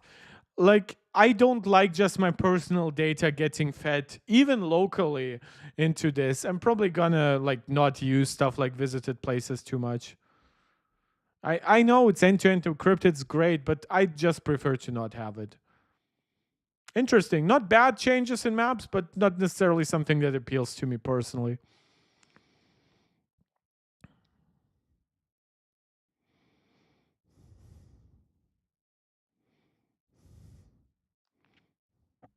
We're half an hour into, and we're still away from like the big features like the iPad OS changes, for example,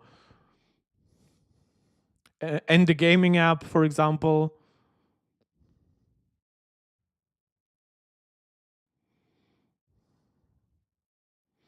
Oh man, I wish we had stuff like that here in Germany.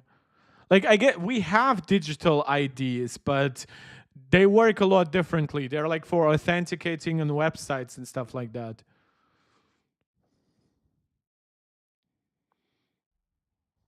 Mm.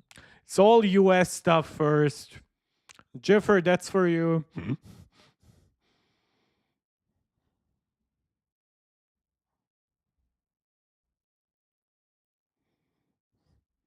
Apple has really like collected a ton of data for the stuff like airports. Really crazy. It's way detailed, more detailed often than Google Maps, which is already really good. It's probably a little bit overkill even.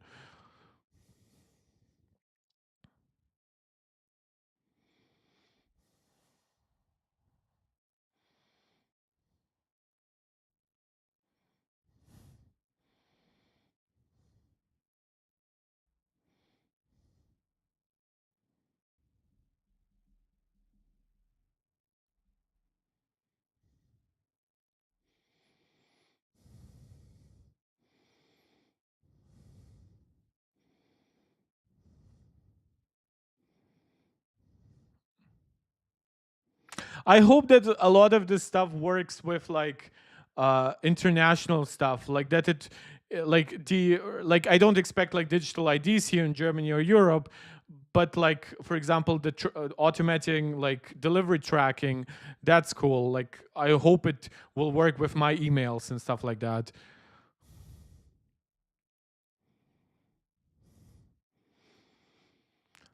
Jonathan saying loving this so far. Well, I'm glad you're liking it.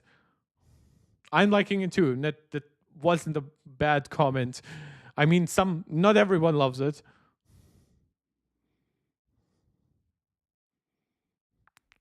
I almost expected them to introduce the gaming app with another operating system because there will be more features in iPadOS and macOS that will also come to iOS.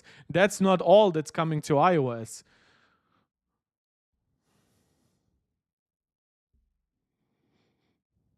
Okay, they're just calling it games. And I guess the tabs are correct from Mark Gurman. Yeah.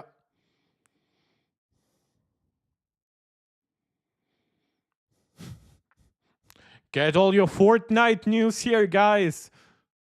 Sneaky Sasquatch, that's from the two devs that Apple bought recently.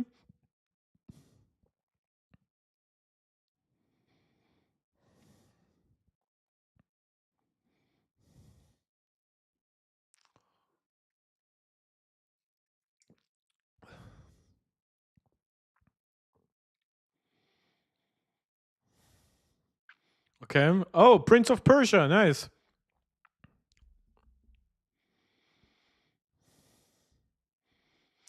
Okay, so they made the app optimized for controllers. So that's a little bit of like a SteamOS big picture competitor. That should work really well on Mac. Like if you just want your Mac Mini for gaming, really well reviewed. I think Mr. Macwright covered this game.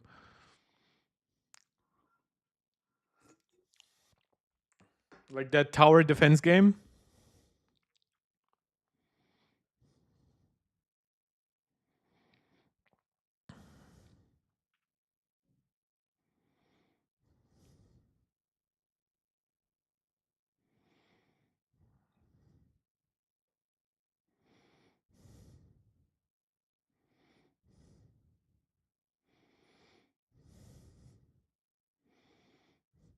Jiffer, I don't game too much on my phone either, but don't forget, this is coming simultaneously to iPad, Mac, and Apple TV.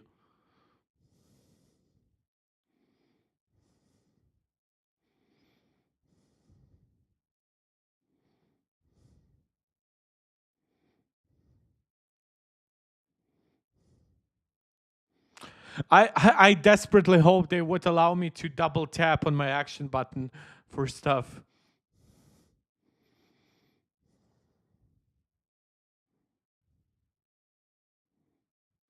Oh, on-screen awareness. Okay, for basically visual intelligence.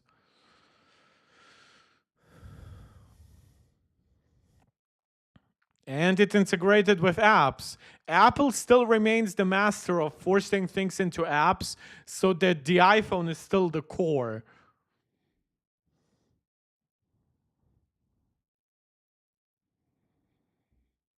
It's not a copy and paste of Pixel. It's circle to search. That's Google itself, not just Pixel.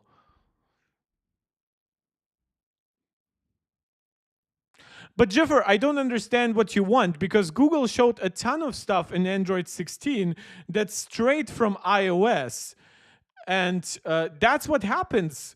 Like companies come up with similar things in different timelines. They have to react to something that somebody else has done. That's what's good about competition.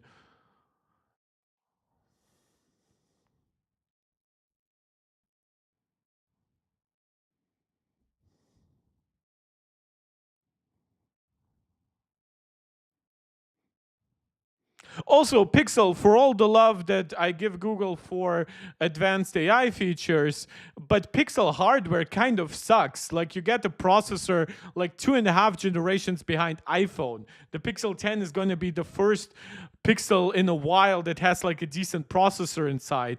Even the camera advantage has gone away. I would argue a lot of Chinese smartphones have better cameras now than the Pixel. The iPhone definitely does. Samsung, even in most ways, has.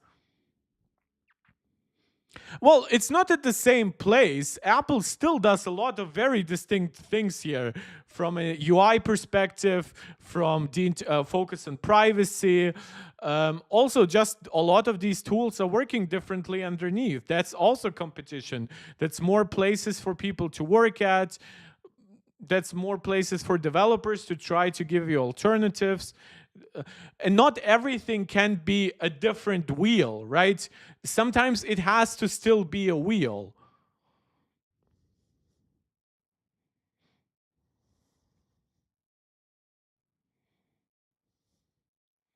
Ouch, Riley, ouch. Sick burn, just as the burn you get when your Pixel tries to do something demanding and gets way too hot. Okay, app intents, that's probably also gonna feed into stuff like on-screen awareness Siri and stuff like that.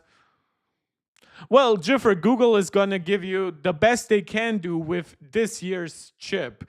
I guess if they fail this year, there's a good chance that after that they'll going to Snapdragon or MediaTek.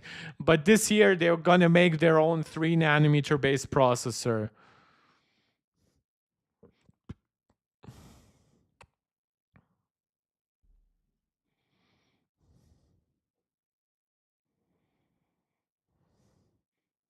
Adaptive power. Adaptive power. Is that the AI thing, battery thing that that Mark Gurman talked about? Oh, the transitions are gorgeous. The VFX work behind this is really, it's unparalleled for this kind of event. Really, watchOS after iOS. I guess they're leaving iPadOS and macOS for a bit later.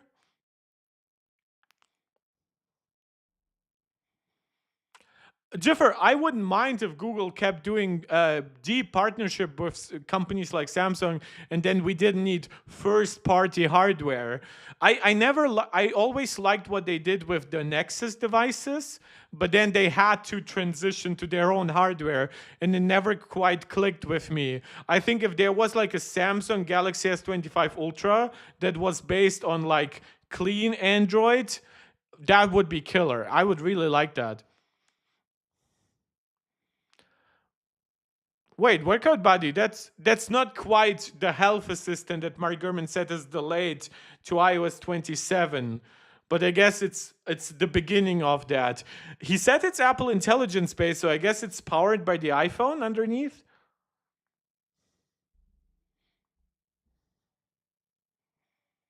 Okay, that has to be powered by the iPhone. The Apple Watch has like 1 gig of RAM. It does not have the capability to analyze all this data.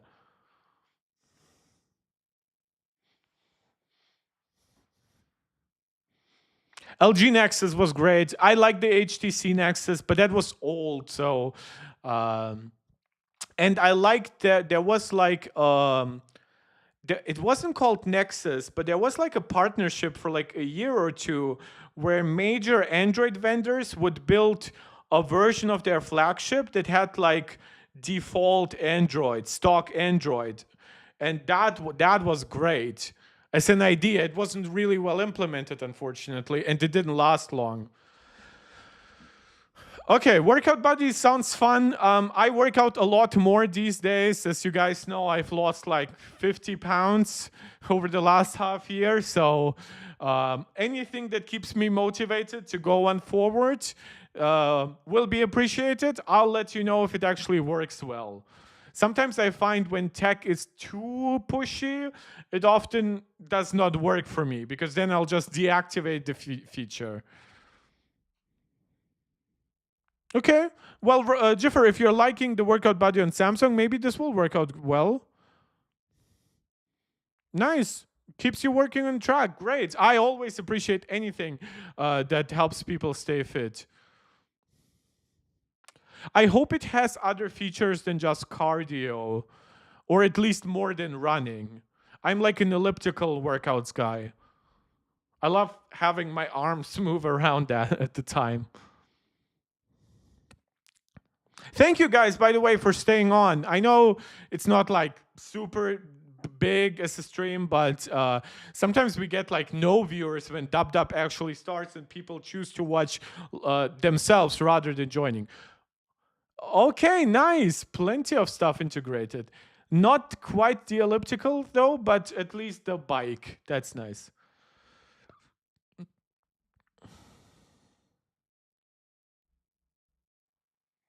Okay.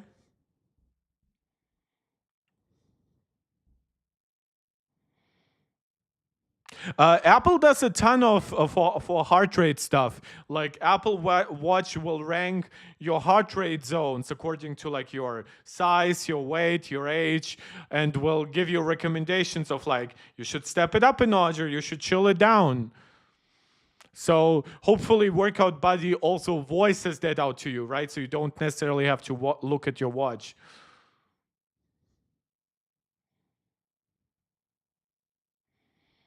So a lot of the functionality is basically something that watchOS has intrinsically done, but it's now based on more data and it's now more communicative. That sounds great. Well, Spotify, you can still play Spotify. I don't know if it's going to be an API. Maybe not at first. You see, some things, even in this keynote, they come right away with APIs for developers. Some stuff comes later. There's only so much development that even Apple can do. And even if they integrated it with Spotify, there's a chance that Spotify never takes them up on it. Okay, I like that they're not just cardio focused. They are recommending more stuff than that.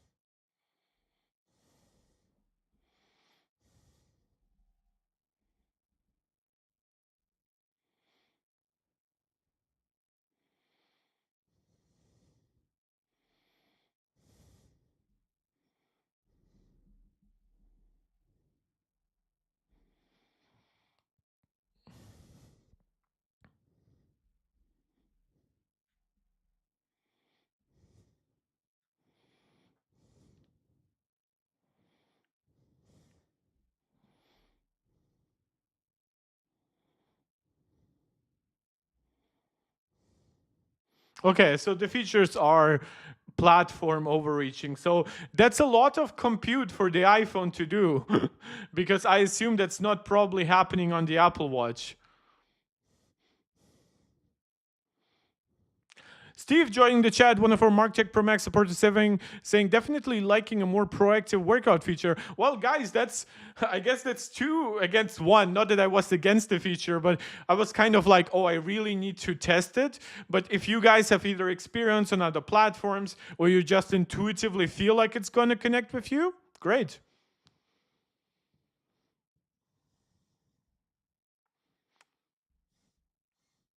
Okay, so Jiffer, that's for you. You see, there are a lot of APIs integrated. Maybe at least down the line, maybe they could integrate Spotify with something like that workout buddy.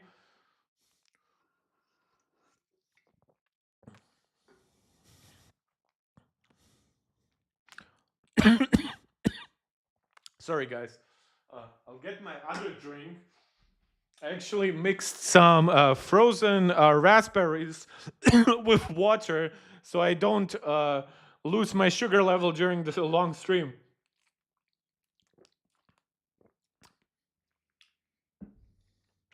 The tvOS redesign is very subtle.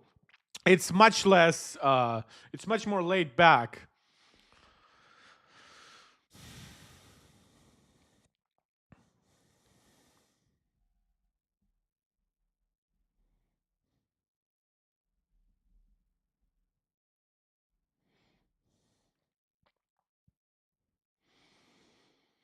Sorry, by the way, when I'm typing a little bit by the side, I still have to open respond to some family stuff. It's gonna end soon.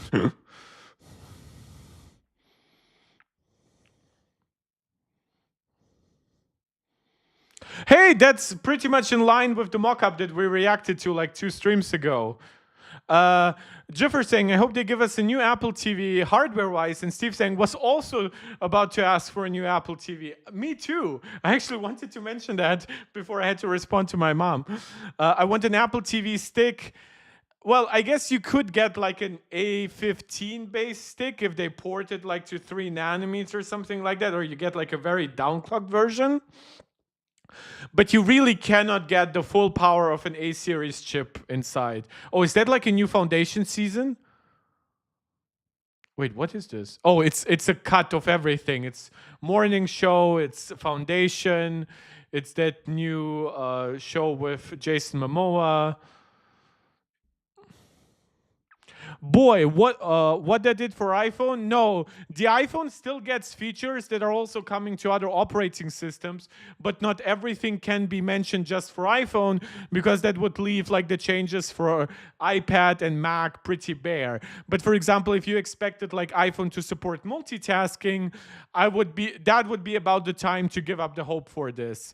How are you though? Asking boy. I'm fine, boy. I love Morning Show new season, Foundation new season. Jesus. Guys, let me know what's your favorite Apple TV Plus show. For me, it's definitely Severance, followed by Silo. I love Foundation a lot, but I'm not fully caught up on it. Um, what else is that good? Like, though always forget what that show was called with like parallel universes. Oh, New Invasion season, nice. Oh, Ted Lasso, of course. Yeah, Ted Lasso. That's a classic, boy. Thank you. Yeah, Ted Lasso's getting like a fourth season, though I guess that's more for next year or something.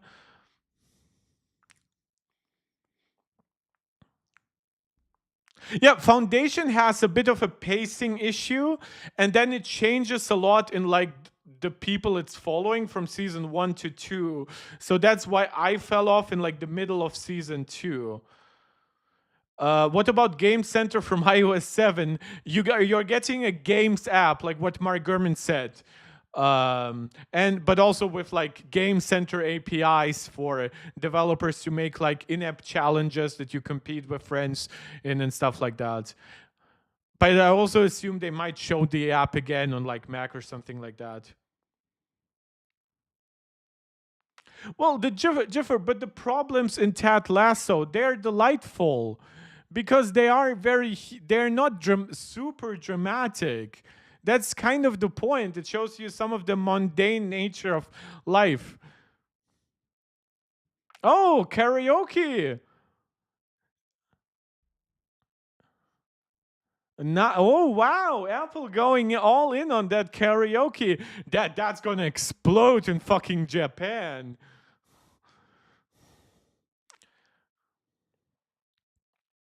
Well, boy, if you're a developer, start making apps for iPhone, and if it's a good app, I'll give it a shout out on the stream.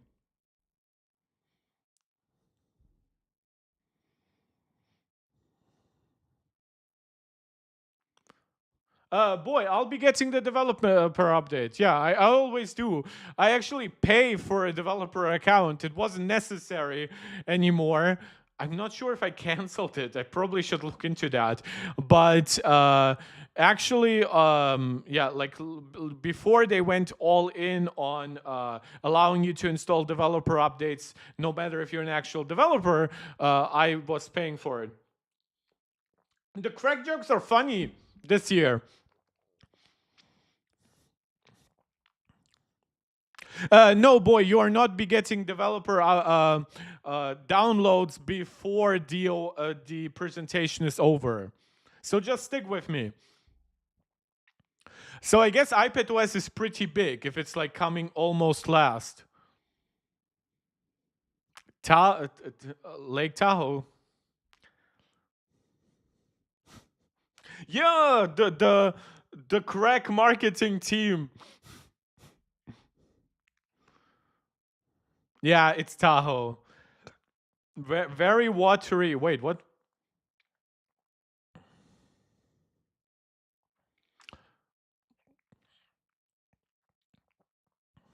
Yeah, it's Tahoe. Oh, that's a. Oh man, I would love that as like an animated wallpaper.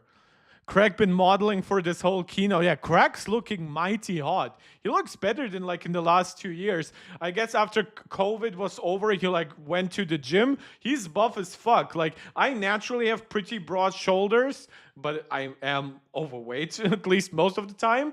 But like he got himself like really hard, nice shoulders. You never paid always pay beta. Yeah. The Beta Profiles website didn't stop working though. Craig been carrying the whole stream on his back. That's what's giving him the muscles. Okay, timelessly max. So it will be somewhat custom. Are the icons the same as an iPhone though? Yeah, the ones that are overlapping are the same. Yeah, like I wonder if Page's keynote the numbers are the same. Yeah, for liquid glass. We are slowly getting it. Liquid glass.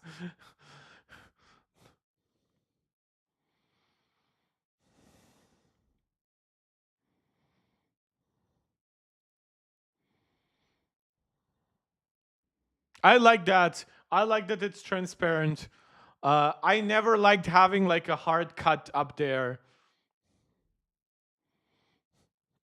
True, boy, they can make AI versions of themselves, but not yet with Apple Intelligence. It does not run on 8 GB hardware. Maybe on the Mac Studio with M3 Ultra.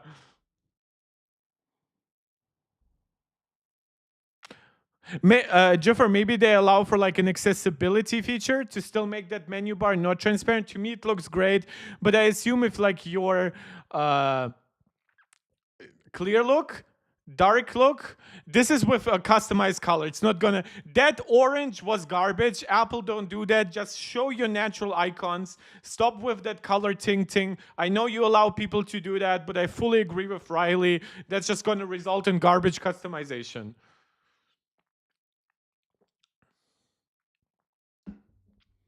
Well, Jeffers, well, you said you already subscribed, but like hit the notification bar because I'm gonna be downloading all of it after the stream and on all my devices, and then I'm going to be covering throughout the week, and then I'm always going to be doing a follow-up coverage on like the latest betas and stuff like that. And you see, it does have a bit of a tint, so it gets a tiny bit darker. So I hope it's not gonna be, if there is no option to like bring back the old menu bar, I really hope it still works.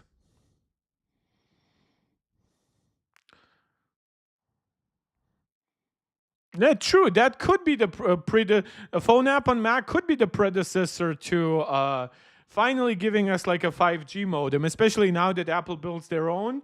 But supposedly only like C2 will be ready. So you're probably waiting for like M6 based Macs or beyond.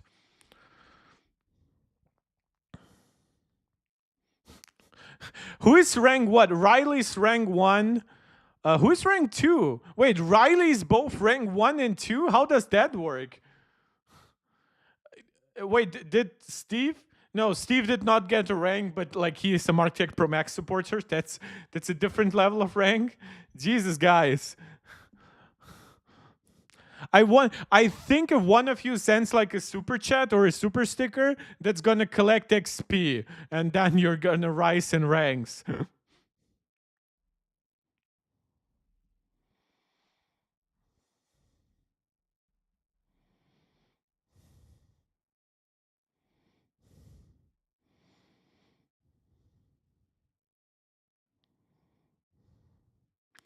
Oh yeah. By the way, like one of you said, was that all for iOS? As far as I understand, the shortcuts are gonna also be on iOS. So they're showing this for Mac, but this will be on other systems too. And they're allowing you to use private cloud compute as part of a shortcut. Oh. Okay, so that's moving. Steve saying my rank is too high to understand. Show off. Riley, I am greatness on this channel. It's where? What is it? Where is this from? Oh, I am inevitable. That's Thanos from Avengers.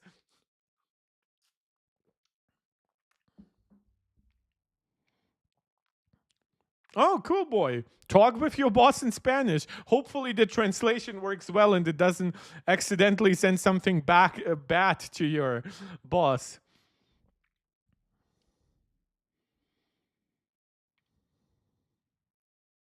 Command plus spacebar is all I use on my Mac. Well, there is now a Spotlight Search control, but control app. Wait, keyboard letter? No, keyboard key on newer Macs.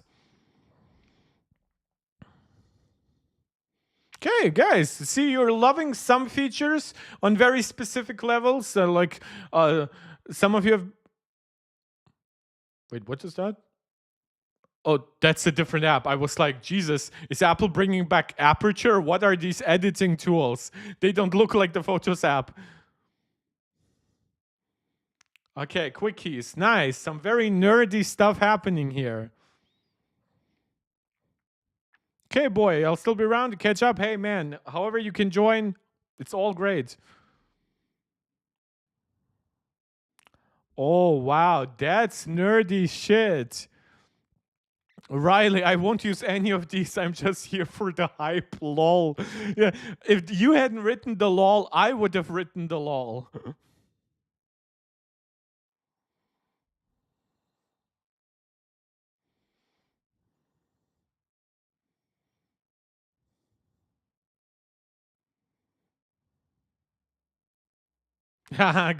Yeah, boy, misunderstandings if you don't know the language. Yeah, that happens.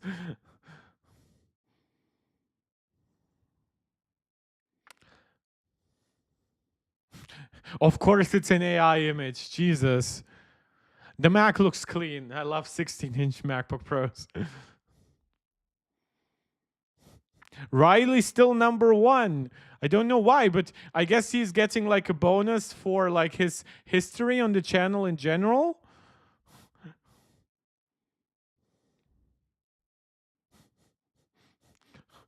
Uh, Well, boy, I hope those features were. And Spanish and English are like two languages that notoriously work well because Apple is like US based, California based. So a lot of contact with like Mexicans and stuff like that. It should be like English to a Mexican translation, German, French. Those are the kind of languages that always work really well with how Apple integrates it.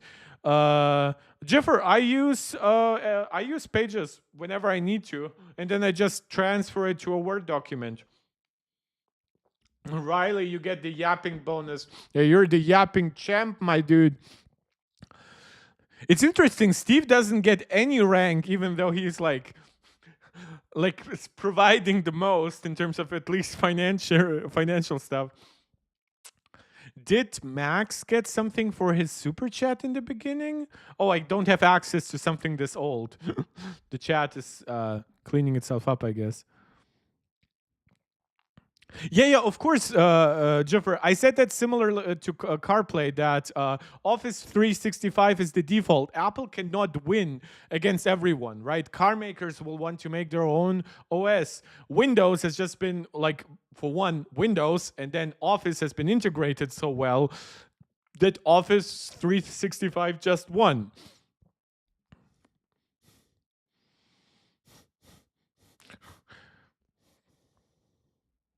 Oh yeah, boy, if you're in Houston, yeah, of course, Spanish stuff is like everywhere. Like I had some family in Portland for a while. There's obviously not as big of a thing. It's like literally in like a border area, like Texas. Guys, now you're just spamming for a higher rank. Try it with a super chat. Probably will work. I'm not sure.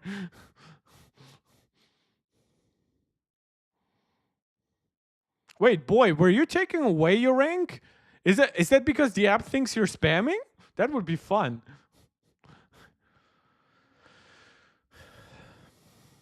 You see, some of the features are being repeated because they're specifically changed for DOS. Boy, you're the only American in your apartment complex. Well, yeah, bro, then you need a translation tool.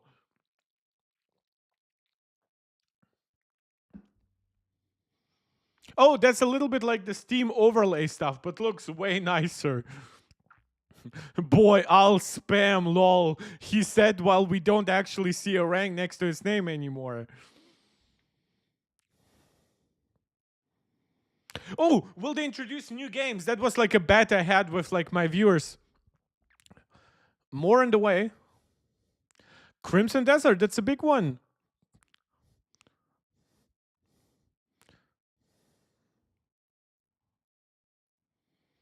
I wonder if there will be like a new Metal Effects upscaler. Is that Sims? Did I miss?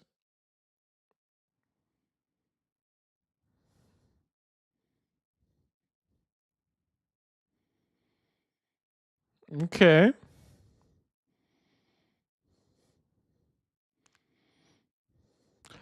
Riley, but I told you, I think more games will be shown with the actual hardware rather than software.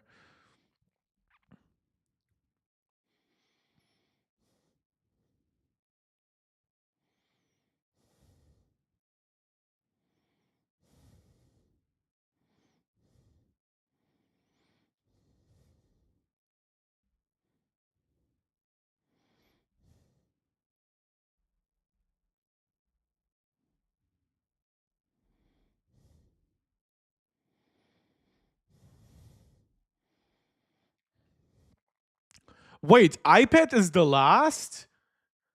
That's crazy.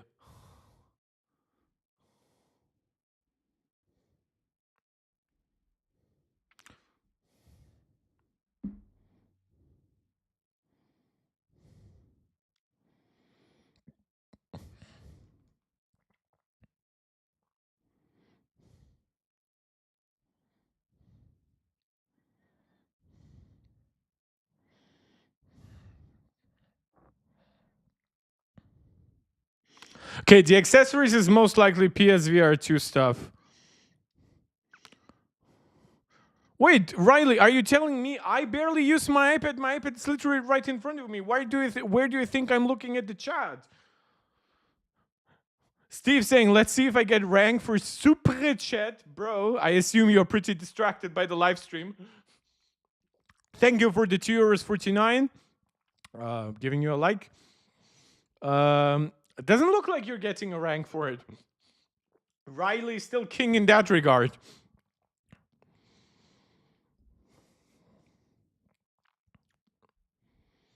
Steve, you're still not ranked. Jiffer's like throwing shade. Nice. Well, Vision Pro just started. I would wait until Vision Pro might transition to the glasses or to like a Vision Air, to like something thinner.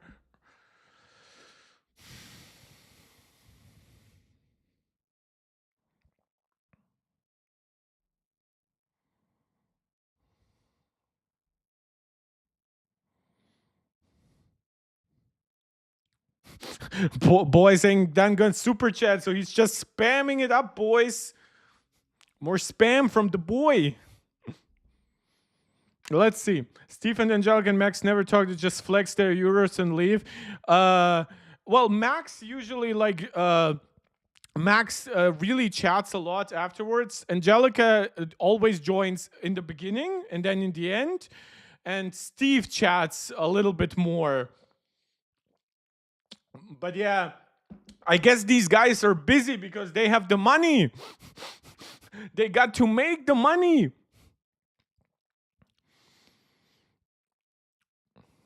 Boy, how many live streams before third? Oh, yeah. Well, you just have to tune in every time.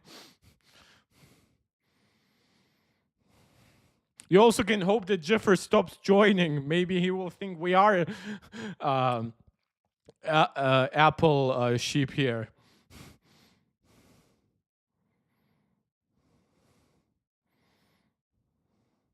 But hey, Riley, I appreciate everyone. Like, I know some of you might not have as much money, like Steve, Max, and whatever. These guys, obviously, they work a lot, and then they watch the streams afterwards, right? But that's fine. Some of you can watch the streams and liven up the live chat. That's great too. Jesus. Oh my God, the faces look so good.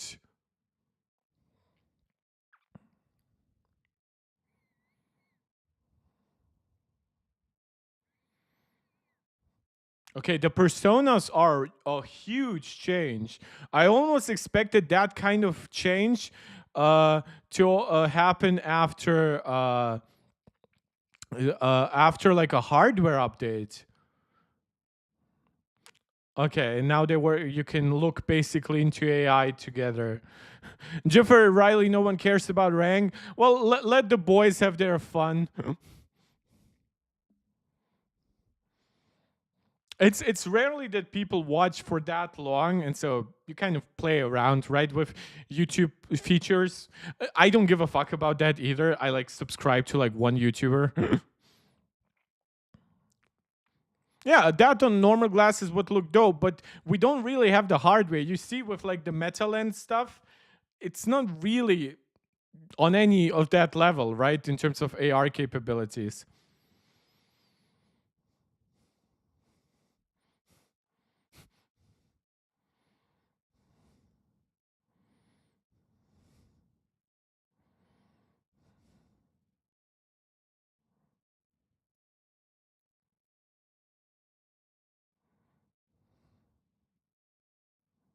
Oh, a lot of nudes and protected content gonna be happening. Virtual reality, corn. You know that corn. I totally that's what I mean.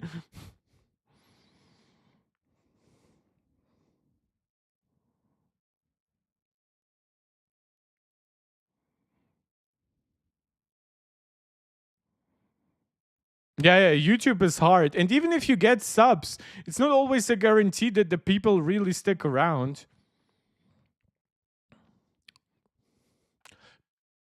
PSVR 2 Sense Control. And hey, unlike Mark Gurman, they actually know the name of the controllers.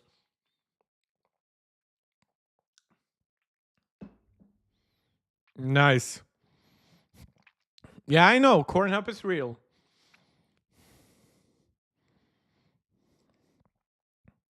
Yeah, thank you, Riley. Yeah, yeah. I guess that's where we kind of always peak my chipset. This is why, like last year, when like DM4 Max were introduced, we had like 10 times the viewership, literally, of what we have right now. 15 times, actually. And back when A17 Pro came out, that's when we got like our big influx into the channel, and we had like a few streams in like the 30, 40K range. Not the stream itself, but the video.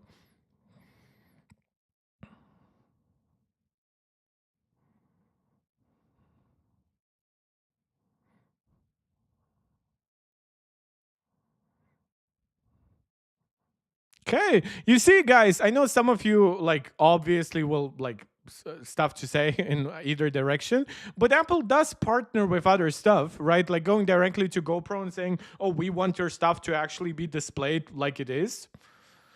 And nice, nice stuff. Putting it directly into your reality. That's huge for like planning like your furniture and home and things like that.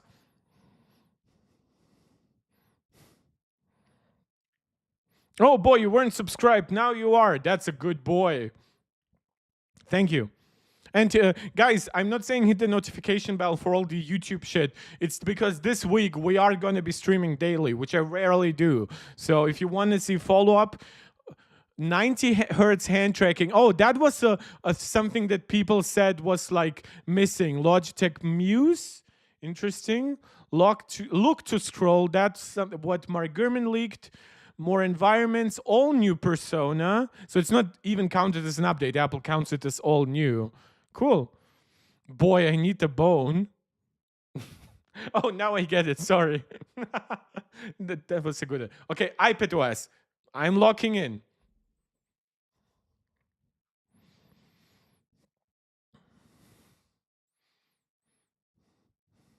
Riley, the better profiles are not coming before the stream is over. If you zoom in into your movie to fit the 3x2 or 4x3 screen.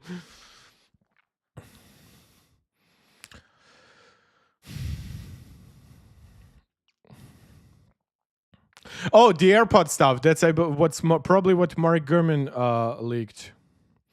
Riley, your stream or theirs? Well, I'm not installing the betas before my stream is over, but I guess you'll probably get it probably close to the end of my stream.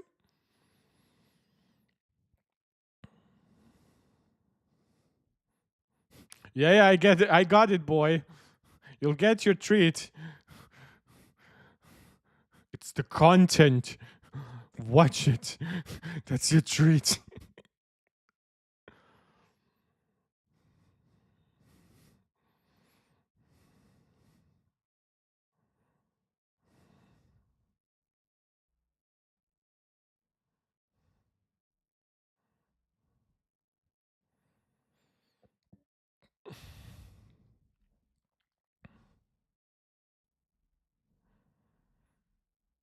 Oh, multitasking. Here we go.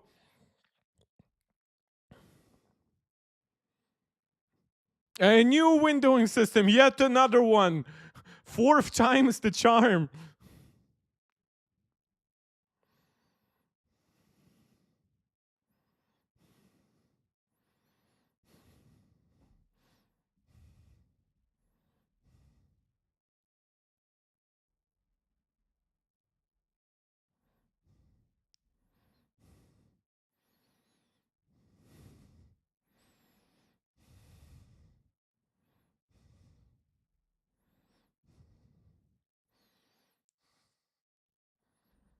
That's how I like to use my iPad with full screen.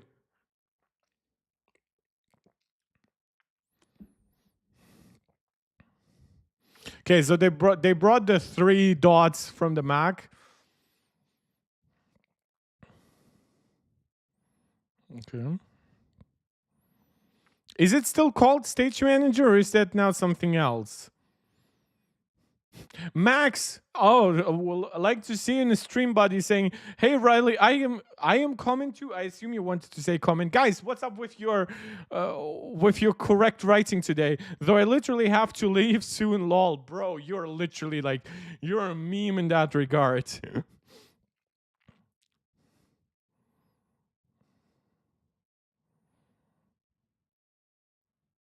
Oh, I like that part.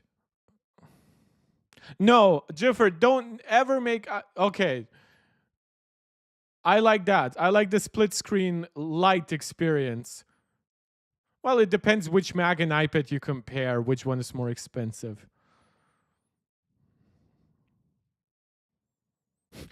Well, now you really need a 16 gigabyte Mac iPad with like 1 terabyte. Honestly, I think that the touch experience for multitasking just doesn't work no matter what. You need this, like the instance it got on the Magic Keyboard, and was controlled by a trackpad. It just started feeling a lot better.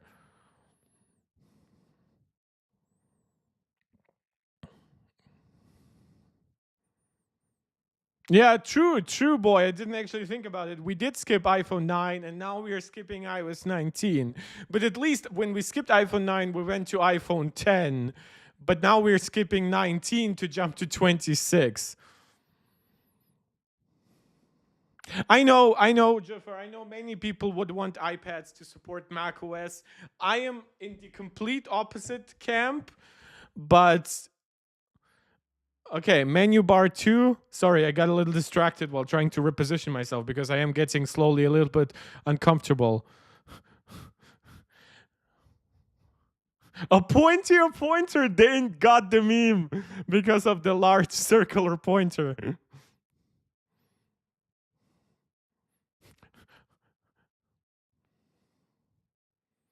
iPad mini. Oh. Oh, I thought they were going to say it works on iPhone.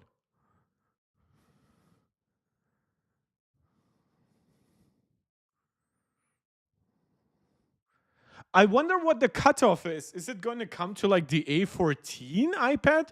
I assume it's for the A16 iPad and the A17 iPad mini. So probably like a 6 gigabytes of RAM cutoff. Okay, files.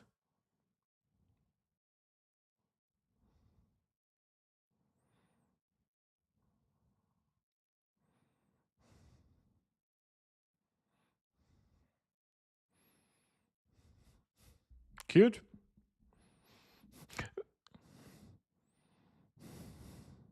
Okay. Okay, that should. I always thought that was already there, but okay. Folders in the dock. Okay, so that's a little bit of like your desktop experience on.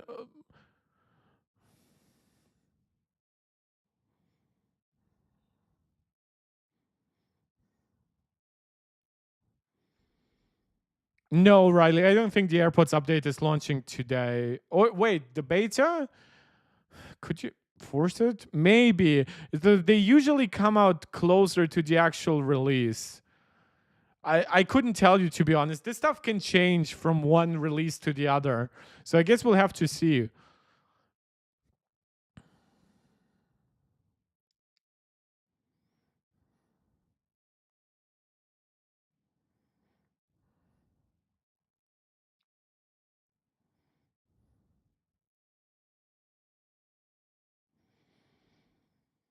Yeah, boy, I have been fine. Okay, audio and video. That's a big one. Audio input, please. Okay, but I also need per app audio controls.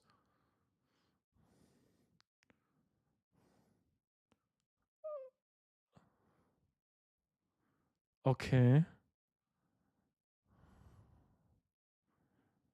Okay, it's a good start. It's not quite the audio control I wanted to.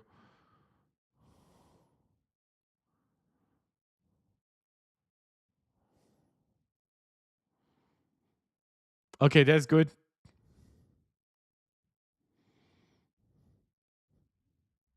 True, Jiffer, you're completely right with the right one. I don't have OBS on my iPad.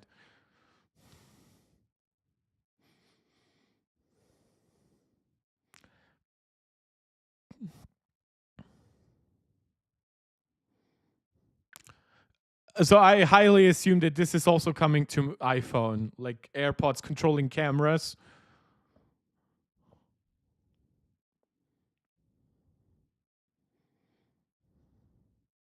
Okay.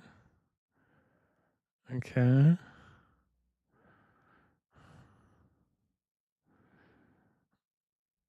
Okay. I While I wouldn't be able to customize the like okay, it's halfway there to what I would need.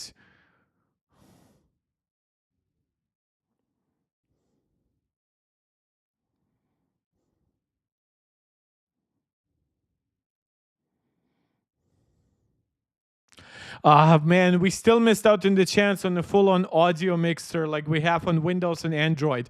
That's one thing where Apple is objectively behind. It's a feature that we desperately need across all operating systems.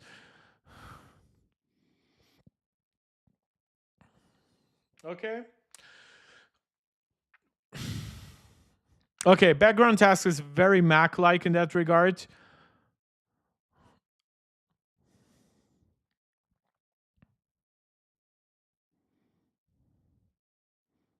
And it's given to developers. Angel Largerta Sanchez, lovely name, saying, how many minutes until iOS 26? Well, the presentation is over, but I assume it's like keynote ends in like 30 minutes. So my assumption is in an hour, you're probably going to be able to download it.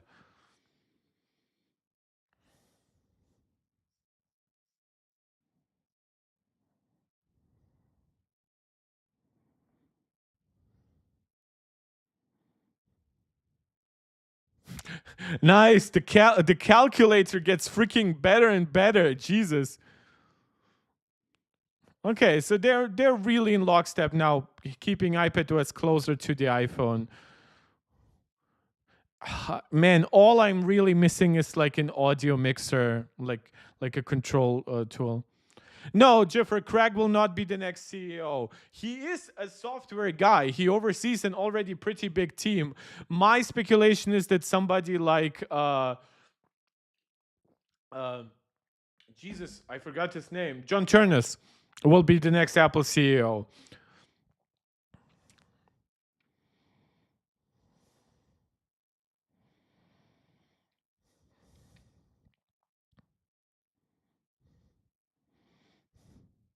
Well, loving that you're loving it, Angel.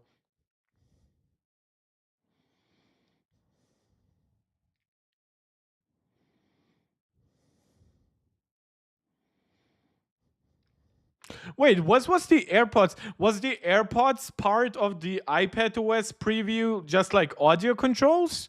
Because well, they did mention that you can use AirPods to like start videos, but that's not the stuff that Mark Gurman mentioned for like classroom handing off your AirPods.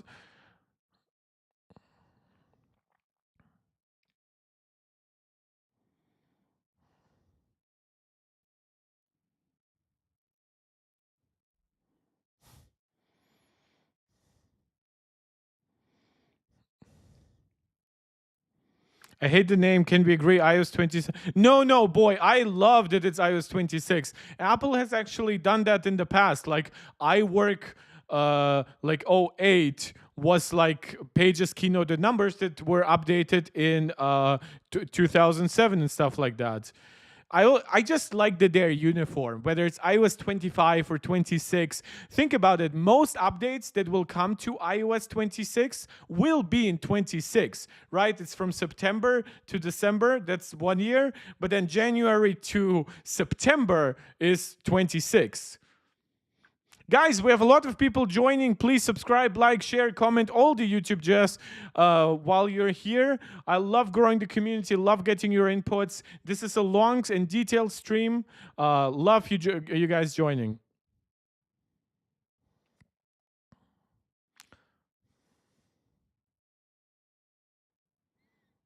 Wait, it's an app? You have an Icon Composer app? For what? I tried to do that podcast thing with my with ChatGPT. Jiffer, you're now on rank 2. Well, I guess you were never flagged for spam, so you're approaching Riley. Well, and you told us nobody cares about ranks. What as developers we get in middle of 25? Yeah, right now we are iOS 18.5 is the latest version. But, well, until like an hour from now.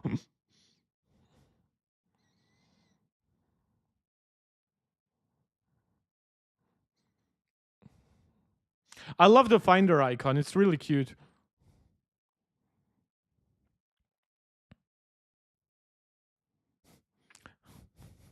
Well, Riley, we have no idea how close you guys are. I guess you could look up what your XP count is. I think that's on top now. Wait, is that over? Is that just a 90-minute dub-dub? Everything I say in Caress can be listed as spam. Nice. Apple Intelligence! That design is killer. That's more than enough for me. So the two things I'm missing are more games. I hope so. Developers betas are coming today. Yeah, public beta is always in July. Boy, you got Discord. Yes, it's in the links of all the stuff. So, boy, join my Discord. You guys, all of you, join my Discord. It's a great place. I just started it out like, what, a week ago? We only have like 7 people there yet because I don't even talk about it that much on my channel. But, like, yeah, join. No, Jiffer, the public beta is in a month, but you can get the developer beta without paying. Wait, who's that?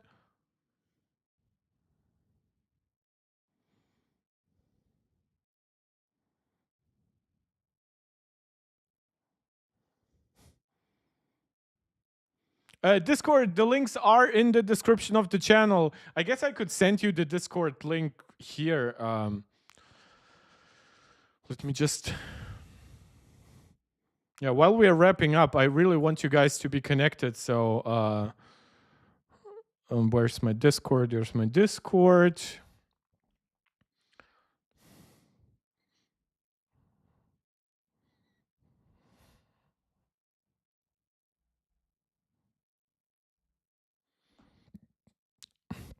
I hope I can send you my own links because that sometimes is broken too.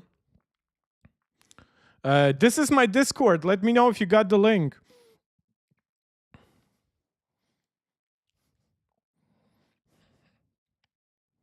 Yeah, this song is not my cup of tea. It's like a parody song, right? But it's supposed to be funny but also earnest at the same time. Yeah, put in, guys, if you are installing the betas especially, oh, I actually have a community. Oh my God, Jiffer and Riley, you are on the same XP count. Riley, you're in 225, and Jiffer, you're in 225, and then DTX Monsi is on 200. Wait, what's DTX Monsi doing? Steve is on 75. Evan is on 75. Max is on 75. So I guess you still get some points. Yeah, that's cringe. That's cringe. It's The problem is it's funny, but at the same time it's supposed to be an appeal to like developers, right? So it's literally showing the apps. um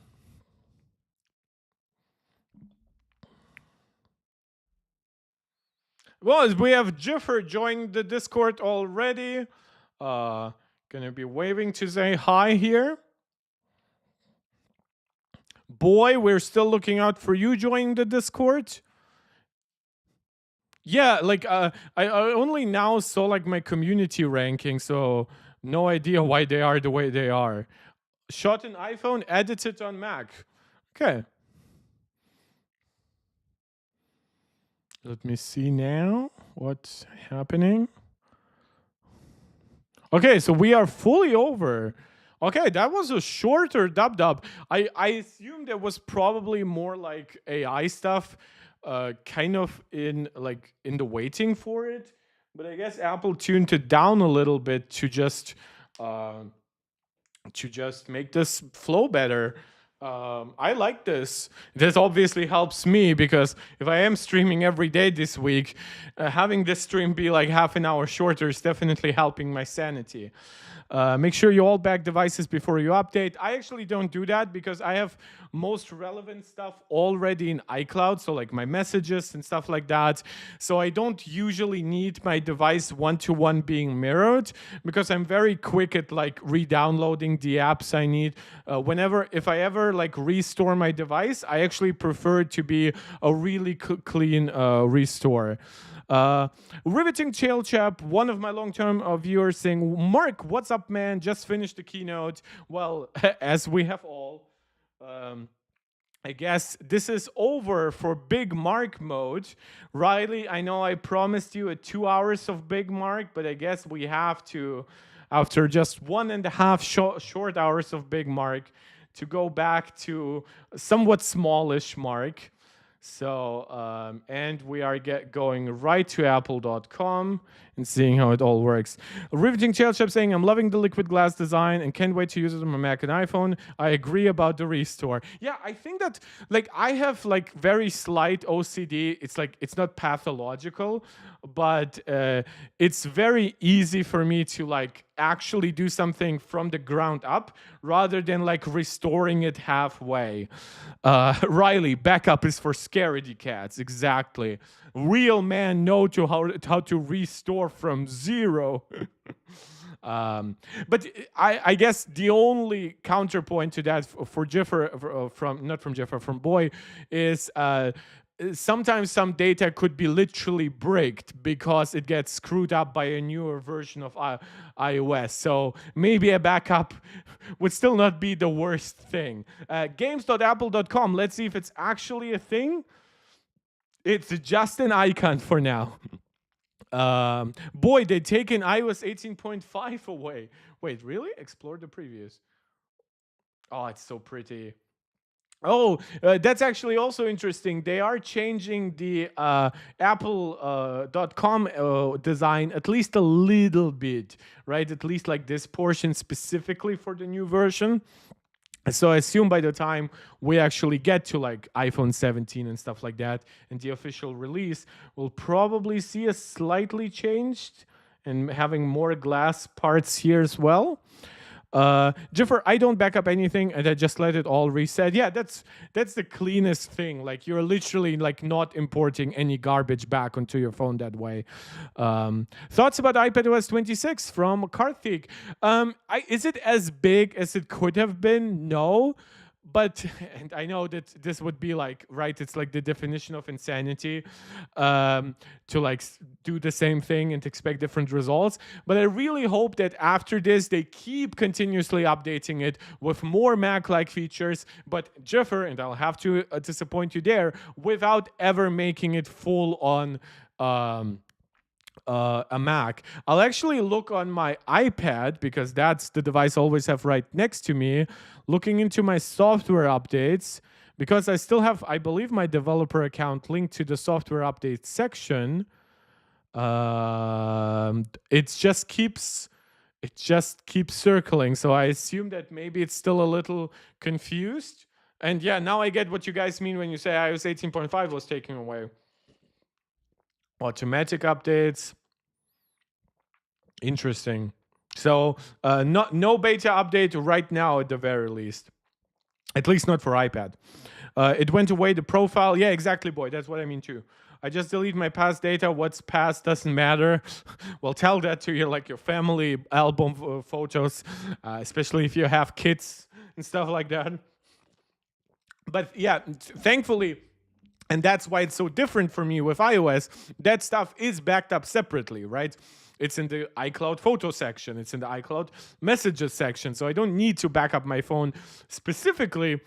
I prefer to have the app related data, especially since that what is also what syncs across Mac and iPad, things like that. So Karthik, I like iPadOS.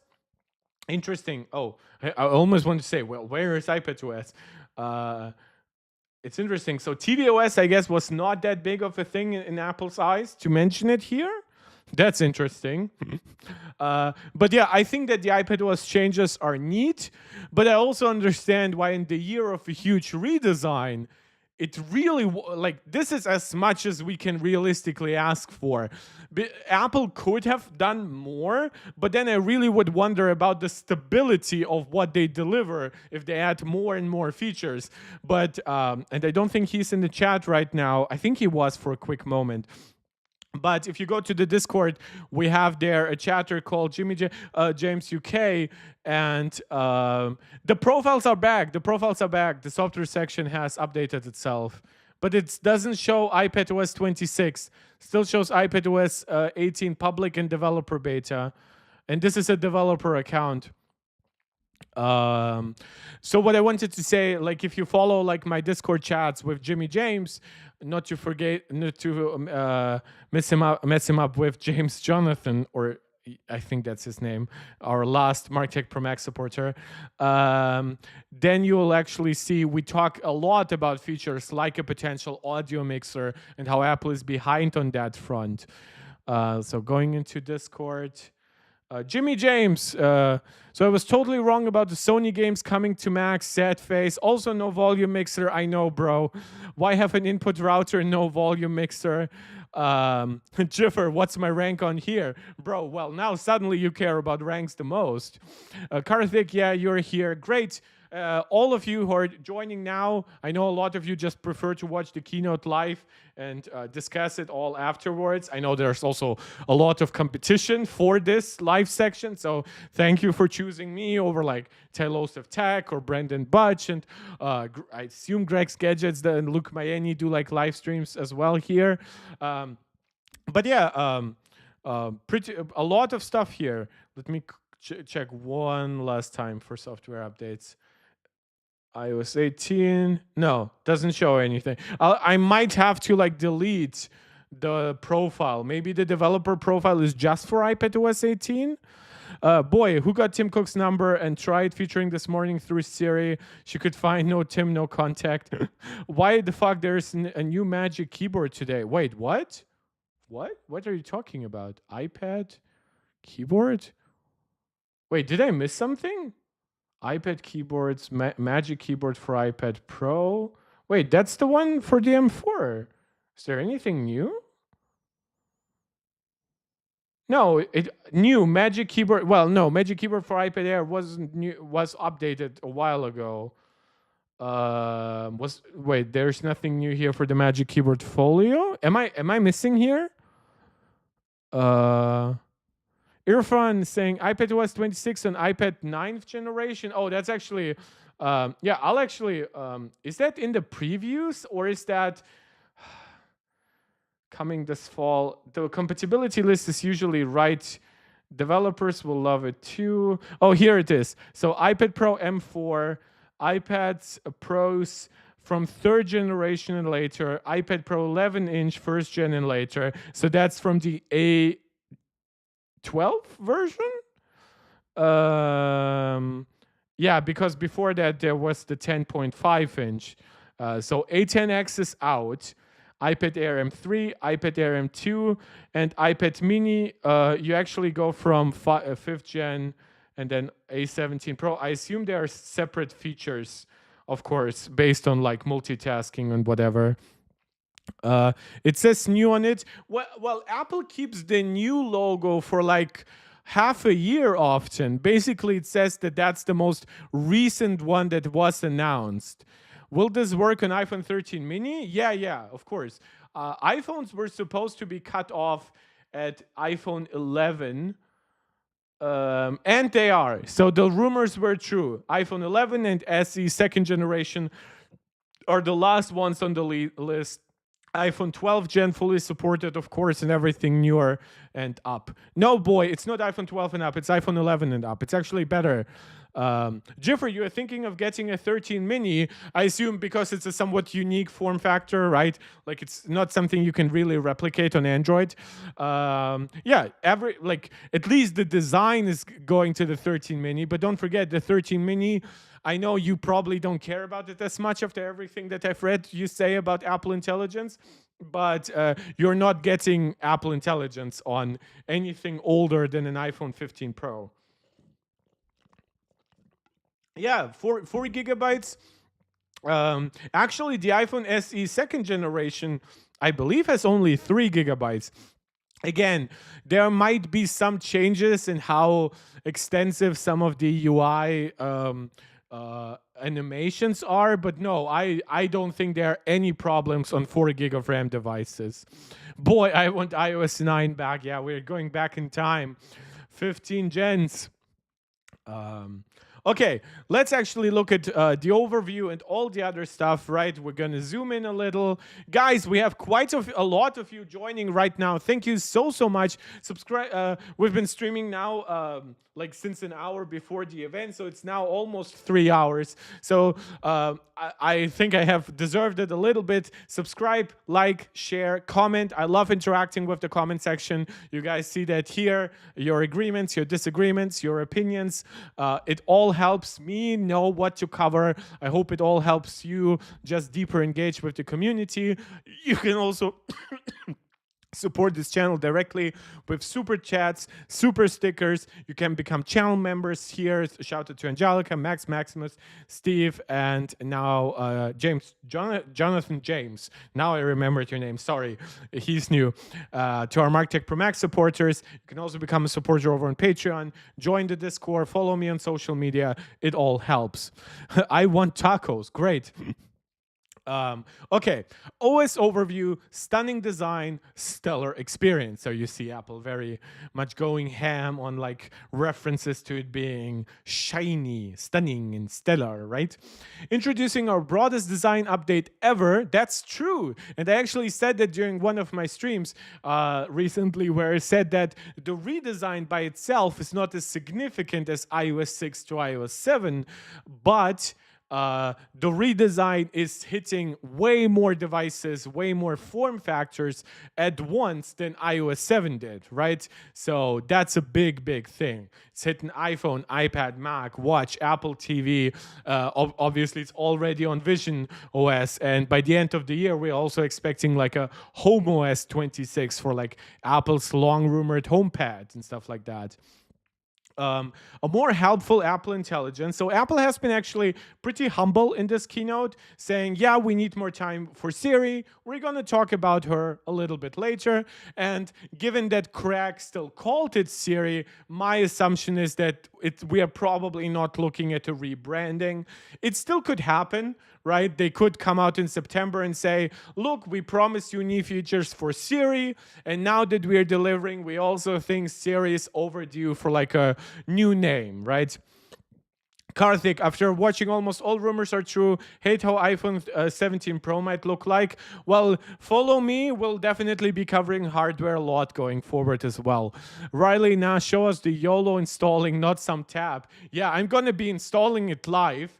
And then the stream just goes off when the OS is being installed. And then I assume, as always, because OBS, I love it for being free, but OBS really doesn't vibe well with beta releases, at least not big ones.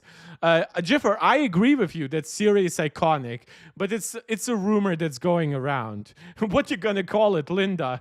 Yeah, her new name is Bixby. Loving your guys' humor here. Okay. Well, boy, you're saying about holograms, but did you see how impressive the Vision Pro personas are now? They're almost hologram level, right? Where the assumption with hologram is not about how they are rendered, right? But basically they're like a camera feed, but in 3D out there. So yeah, that looks dope. Okay. Exciting features, Apple Intelligence, new design, all operating systems are 26. Get the highlights. A new design with liquid glass. So this is like countering, well, it confirms what Mark Gurman said. He said this is an internal name, but I believe he also said that this is not gonna be consumer facing, right, as a name. So apparently that's the name. And yes, I've said it again, I don't like the hyper transparent look, but it does give great demo, right? It's similar to what Steve Jobs said about touchscreens on laptops, right? Where they give great demo, but you don't really want to keep using them for after a long time. So I assume that this is gonna be like that. It looks cool, it looks shiny, but it's just not gonna be like something I'll keep using. I'll just keep using the bright or the dark mode, and the wholly transparent one is not really my thing. Jiffer, has anyone tried Quest 3 and Golf Plus? I don't have a Quest, but I have a PSVR 2, and I love the virtual reality experience, but I do quickly get a headache. That's the main reason why I didn't get Apple Vision Pro. While I have felt the best I have ever felt in a virtual reality headset in Apple Vision Pro, it's also something that's still like, even if I get a little bit of a headache, that's a lot to ask for a product that's like 4,000 euros, right? Prime Time saying I can't even download it right now. Let me check for you again if I can, at least with the profile that I have installed. No, so I assume I would have to install a new profile on my iPad, or it's just gonna, you're just gonna have to wait for half an hour or so. We have waited adult life, yeah. Greg should release the Apple hair gel and underwear. Well, are we talking OnlyFans stuff? Like, are we talking worn underwear or fresh underwear? Are we talking underwear in like a box together with crack bath water? Okay, let's look how Apple describes the design. And if my voice starts going out a little bit, I apologize. I've been talking today a lot more than I expected to talk, because we have a very, very, very lively chat today. Thank you guys for that. Design, beautiful, delightful, and familiar across your devices. A new design with liquid glass brings hardware and software together like never before. By the way, I'm not watching films here because Apple flags stuff like that like instantly, unfortunately. So we are sticking with still imagery or GIFs. Unfortunately, yet instantly familiar. New universal design. Liquid glass reflects and refracts. True, I always forget the word refraction as important for glass. What's beneath it in real time, dynamically adapting to your content across apps and devices. And again, this is liquid glass, so it's bouncy. It's not like, this is like Jiffer, for example. You ask, why is it important to look behind this, right? Sorry, I have Stage Manager on. And the answer is, it's really not important, but it's about the immersion factor. Once an operating system becomes sufficiently advanced, kind of how it becomes true if you guys play like video games. Like, a lot of games these days are like stuffed full of content, sometimes too much, like when we are looking at Ubisoft. Sometimes it's impressively a lot while still being cool, like the Grand Theft Auto games, or for example, the Yakuza games, right? They have a lot of like small content. And those gimmicks, they do become important once you're talking about something that people are so familiar with, because it just makes it more fun. And while I know that a lot of us, like hardcore enthusiasts, we might even be fun with like a terminal-based input or whatever. Or like you saw what Apple did with like the shortcuts on macOS, right? That you could just type in 2 letters and that means, oh, create a reminder or whatever, right? So you don't even have to talk with Siri for certain stuff like that. That's also an option, but for the vast majority of people, stuff like this remains paramount because if it's not fun to them, then they might as well consider switching, and that's what Apple doesn't want. New profile should be added soon. You know how many developers they got? 34 million registered. Damn. Riley asking, who is Jeff? Did I mention a Jeff? Is there a Jeff in the chat? Riley, what are you talking about? Did I say Jeff? Did I call somebody Jeff who isn't Jeff? Or Jiffer? Did I call Jiffer Jeff for a second? Might have had like a quick aneurysm.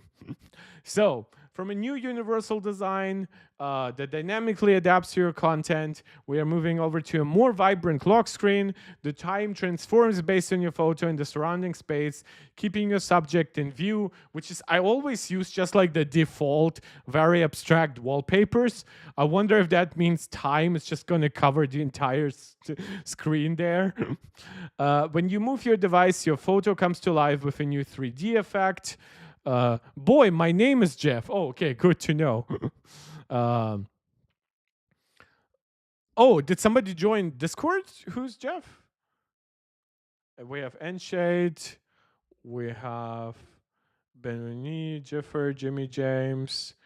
Okay, so I'll just try not to care for a moment. I actually go by Jake. I hate you guys. You're confusing me so much. I don't know where you're referencing the chat or yeah, by Billy, I also believe, by the way, that the XP counts are totally screwed up here. Like there's like an account number 3 that just doesn't exist. So that's probably like a bot whose messages might just be getting deleted. No idea. So Jiffer, I told you that. So why is more and more AI stuff like by default in the OS, even if you like disable Apple Intelligence? Well, because a lot of features are based on some kind of large language model or at least a very advanced algorithm. And that kind of stuff is, I see you guys are having fun in the comments. I hate you so much. I actually am trying to be serious. But yeah, this stuff will also take up space. And I know some will say, well, why am I wasting internal storage space on something that makes my letters go bigger on my wallpaper?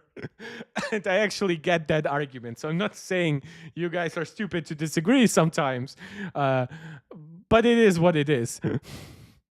Updated app icons crafted from liquid glass, personalize the home screen or docked, light or dark appearances, new color tinted icons, or a new stunning clear look. Okay, so those are the 3 looks. Clear, light, and dark. Light, dark will continue to be roughly in line with the design language. Jiffer, for you, it's 1:55 p.m. True. You are in the US. A lot of new people from the US. We have a lot of people coming from Europe, because that aligns with the time when I stream. And we have a lot of viewers afterwards from like India, Indonesia, Bangladesh. Their timing usually doesn't line up with my live stream, so they come in like 6 hours later, when for them it's the next day. But yeah, the US has been a little bit lacking. Maybe because I spoke too much about politics here for a while. Okay, so 3 options basically for the icons. And of course, they're still customizable with the tint and looks. And of course, the clear look is also going to be very much modified by the wallpaper you choose. Dynamic controls. This goes back to something that was leaked even by John Prosser quite a while ago from Front Page Tech, saying dynamic controls across apps, liquid glass controls reflect and refract their surroundings and fluidly morph to bring more focus to your content. It's also interesting. I like that Apple brings up these things. Apple TV is not mentioned for dynamic controls, probably because you're not touching it with your fingers. You don't want the control element to like run away from like your remote input. Um, with a Mac, it still obviously works because you move your cursor quickly around. But yeah, so no Apple TV. And interestingly, no visionOS, but I thought visionOS kind of already had this, so maybe that's why it's not included. Everyday apps are elevated from camera and photos to Safari. Interestingly, two of those examples, right, camera and Safari, they've been like what Mark Gurman talked about, and FaceTime, including, of course, stuff like the phone app being now on the Mac. So you don't just get improved apps, but you're also getting it on some apps on platforms where they weren't previously there, like phone on Mac and journal on iPad. Your go-to apps look gorgeous with liquid glass, and moving across apps and devices feels more harmonious than ever. Boy, I want to see the new wallpapers. Well, we kind of saw the Mac wallpaper the most. Okay, so this doesn't show the wallpaper, right? What's the default iOS wallpaper? I guess that's something we can quickly look up. Is it this or is it this? Or are there just, yeah, I assume it's the bubbles here, right? Or the glassy bubbles or circles. Riley getting political up here in this biatch. Jesus, why did I say that? Boy, I'm on from 10 p.m. to like 6 or 7:15 a.m. Bro, that's a terrible sleep cycle for you, man. Let's look Apple Games. That's just the icon. That's interesting. Okay, let's get back into the overview. Apple. Oh, did I miss anything here?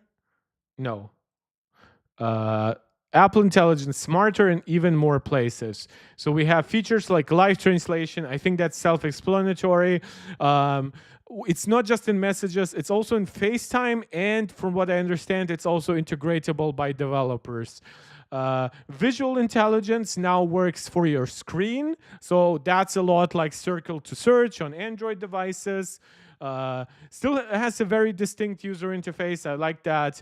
And it's only for iPhone right now, which Apple is really like gatekeeping visual intelligence from the iPad, in my opinion, right now. Accelerate your workflows with a lot more intelligent shortcuts. They can summarize text, create images, or tap directly into Apple Intelligence models, which, of course, these Apple Intelligence models are now also being opened up to developers to provide responses that feed into your shortcuts, iPhone, iPad, and Mac.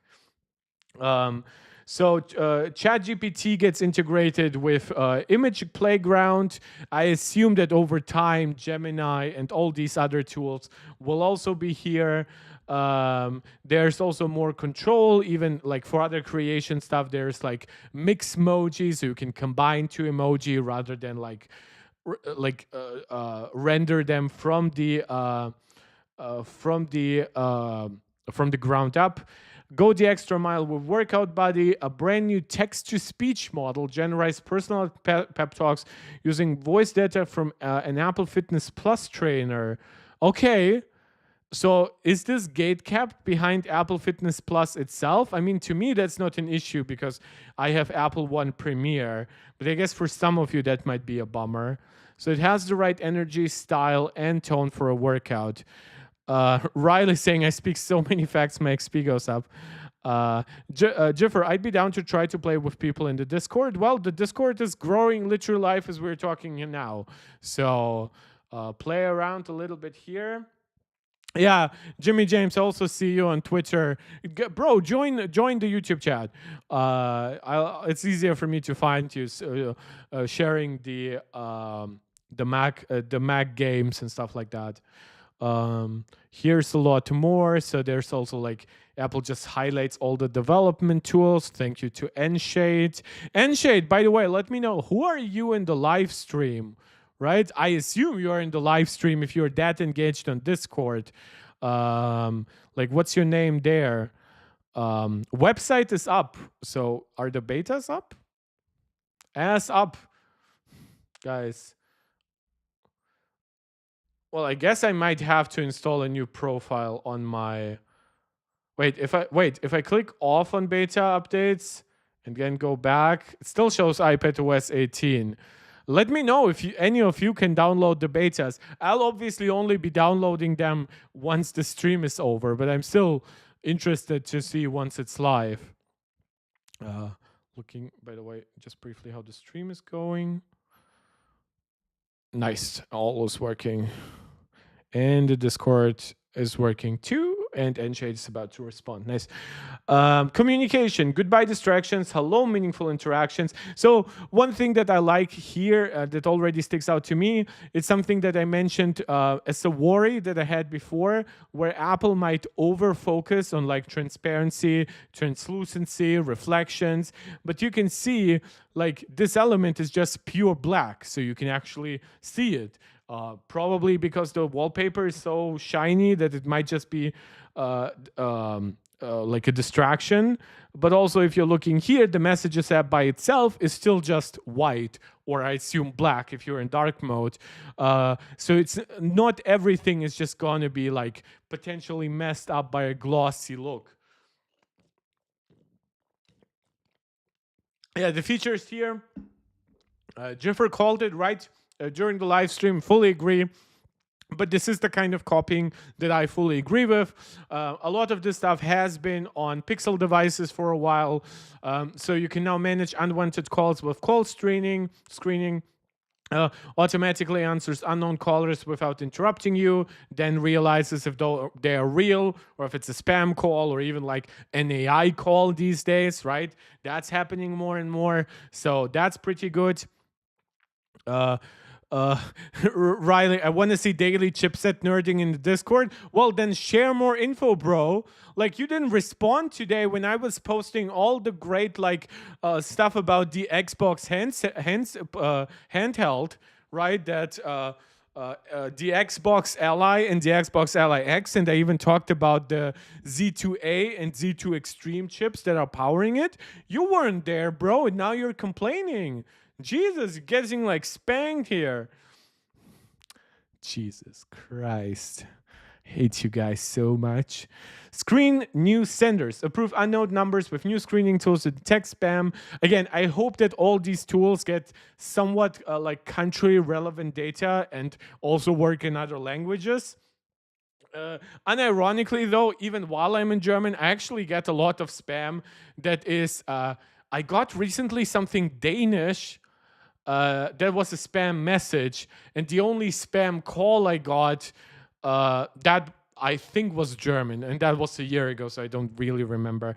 Boston, why didn't they announce any new products? Because it's WWDC. Hardware does happen occasionally at dub, but not always. Apple just likes the holiday releases. Like, I mean, it's literally good for like Christmas season and everything. Plus, sometimes just new stuff isn't ready. Like, for example, the HomePad, right? That's supposed to be running Home OS. That will rely a lot on being integrated with the new Siri. So while the new Siri is not ready, it's probably not a good idea to show off the hardware, right? Matthew saying, when is the iOS 26 developer beta out? Well, it's seemingly not right now, but anybody who joins now, consider joining the Discord. Is it still copied for me? No. You can interact there with the other guys, getting their input on like if the betas are out, and if you are, for example, want to be a bit more careful, don't want to install the beta yourself, then for one, you're free to watch my streams tomorrow and in the coming week. But yeah, you will also get the experience from other people there. Just briefly gonna copy the Discord again. Why is it always so like you have to pay like $100 a year to get like all the premium Discord stuff, which is such a pain in the freaking ass.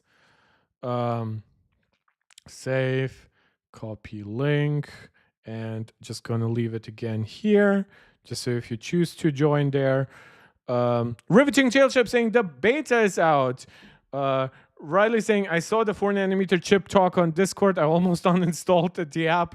What is this 2020? Well, that's apparently the industry standards that a lot of companies go by. Riveting Tail Chip giving us a public service announcement saying that iOS 26 beta is out.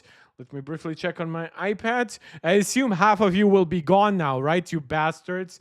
Because you'll be now downloading the beta. I hope your internet is so slow that, like, I hope my stream is killing your internet speed, so it takes you 2 hours to download the beta, so you don't leave me. You know what? I'm that freaking petty. Okay, so you basically have spam filters in both phones and messages. You can let the phone app wait on hold for you, which is fantastic. Whenever I call like my doctor, that's going to be a big help. Add a background to any conversation. Make polls. Okay, so it's really not that big of a deal. But hey, at least it's coming to all devices simultaneously. Jiffer, it's out. Riveting Tail Chap, the hate is comical. No, bro, it's real. I hate you guys. No, of course it's freaking comical. It's supposed to be. I am funny. Laugh. I'm like the Jeff. Jeff. Is it? It's Jeb Bush. It's like, please clap, even though it was a joke, but like it still is funny. Jiffer, it's 14.5 gigabytes. Well, we're gonna see. We're gonna see how big it is once it's unpacked. Let me see if it's. Jesus, now my beta icon is actually removed. So beta updates. Oh yeah, iPadOS 26 developer beta. It's now optional for my iPad. My iPad is actually connected to 5G, so if I actually make it downloaded, right, I can still keep up to date with you guys in YouTube. You know what? I'm actually gonna click on that. Hey, no risk, no fun, right? No reward. No rewards for you guys. Do it all a whole lot easier. That's the productivity section. Discover handy new tools to help you stay organized, supercharge workflows, and make quick work of almost any task. You get more powerful windowing coming to iPad. So this does not seem like it's an improvement to Stage Manager. It's a new feature that makes me wonder if Stage Manager is still going to be a thing on Mac. Or does this now coexist with like split screen multitasking, full screen windows, Stage Manager, slide over, picture in picture? Is this now a separate mode, or is this one mode to rule them all? This is my work production Mac. Jiffer, this is my streaming Mac. And the Mac I mostly respond to work stuff for. By the way, anybody who doesn't know, I'm a doctor, I'm a dermatologist, so most of my work is obviously in the hospital, but I also like have to respond to like some scientific work and whatever on my Mac. Riley, I'm YOLO on all my devices. What do you mean, unlike a certain streamer? I'm going to be installing it right after the stream is over. I'm literally downloading it right now. Okay, I haven't hit update now yet. On my iPad.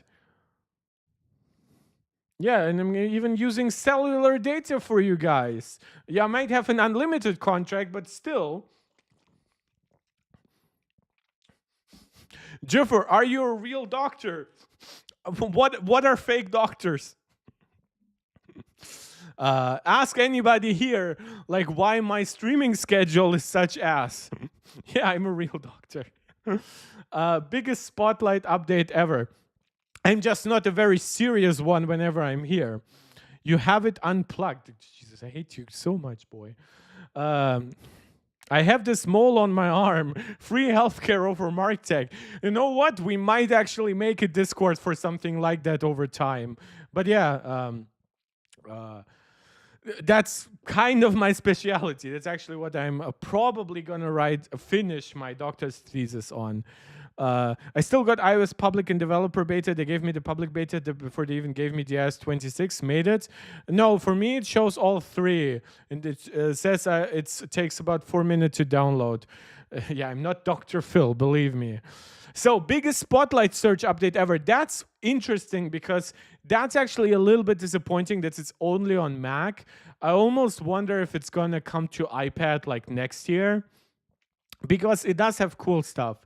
So, in addition to new ways to browse your content, Spotlight lets you take hundreds of actions without lifting your hands off the keyboard, and new quick keys help you perform actions even faster. Riley, I believe you were the one who said, I'm not going to be using any of that, but I'm here for the hype. It is pretty nerdy stuff, but hey, it's cool that it's there. A supercharged Files app. It's coming to iPhone and iPad. That obviously makes sense. Find what you're looking for faster with new folder colors and customization options. An updated list view gives you real sizable columns and collapsible folders. So it's very Finder-like without just porting the Finder app. And you can set the default app for opening specific file types, which again, I always thought that was already there. I guess I missed something, so that's cool. Folders in the dock, pretty self-explanatory, but only on iPad, not on iPhone. Obviously, there's a lot more dock space on iPad. And notes come to the watch. That's actually not bad, especially if you dictate stuff into a note. It actually is cool that it's on Apple Watch. I missed it somehow during the event. Free Mark health advice. Let's go, bro. I'm gonna get all the Americans without health care over here, right? After Trump's new budget cuts Medicare and Medicaid, you're just gonna come here for free health advice on Mark Tech on YouTube live streams.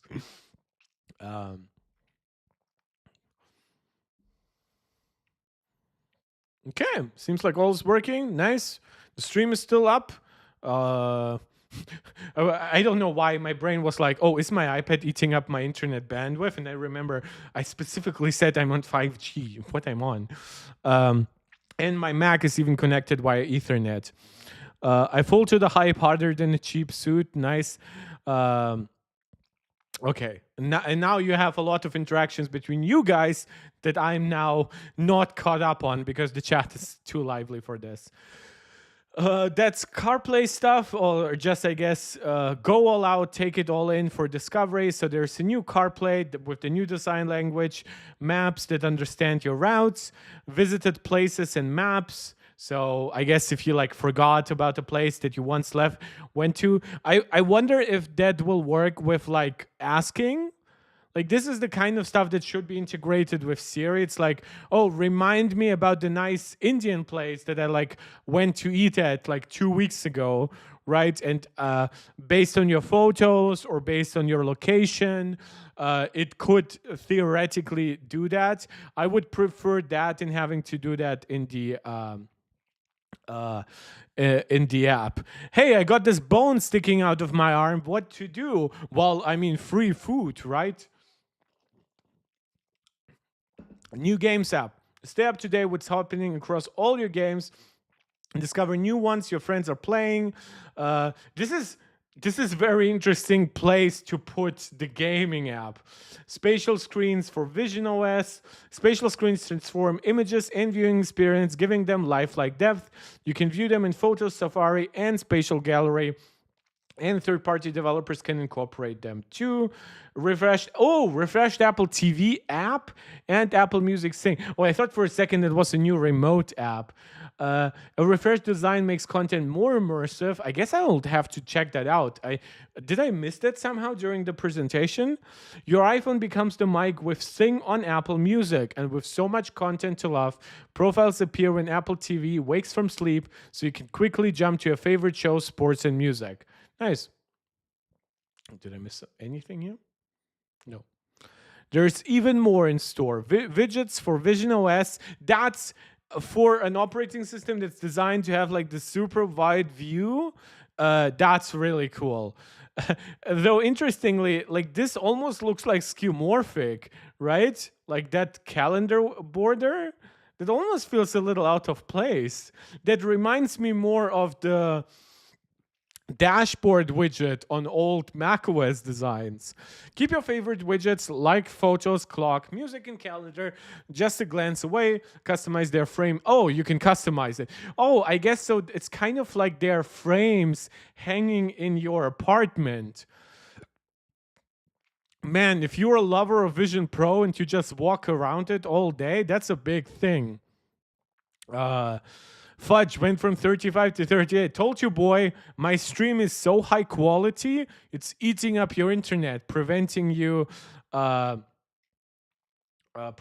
download. Can I show the Discord chat? Yeah, sure, I can show it. There's nothing like, wait, unless you guys showed some nudes or anything here. I have no idea what just happened with Discord. I assume the Mac app has some issue.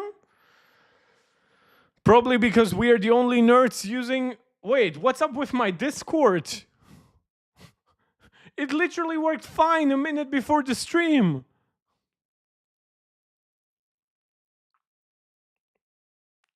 Oh, sorry, I cannot show Discord here, there. Wait, what's up with Discord here? What are you guys posting? Jeffer, what are those images? Why are they not loading? Or are they just wallpaper stuff?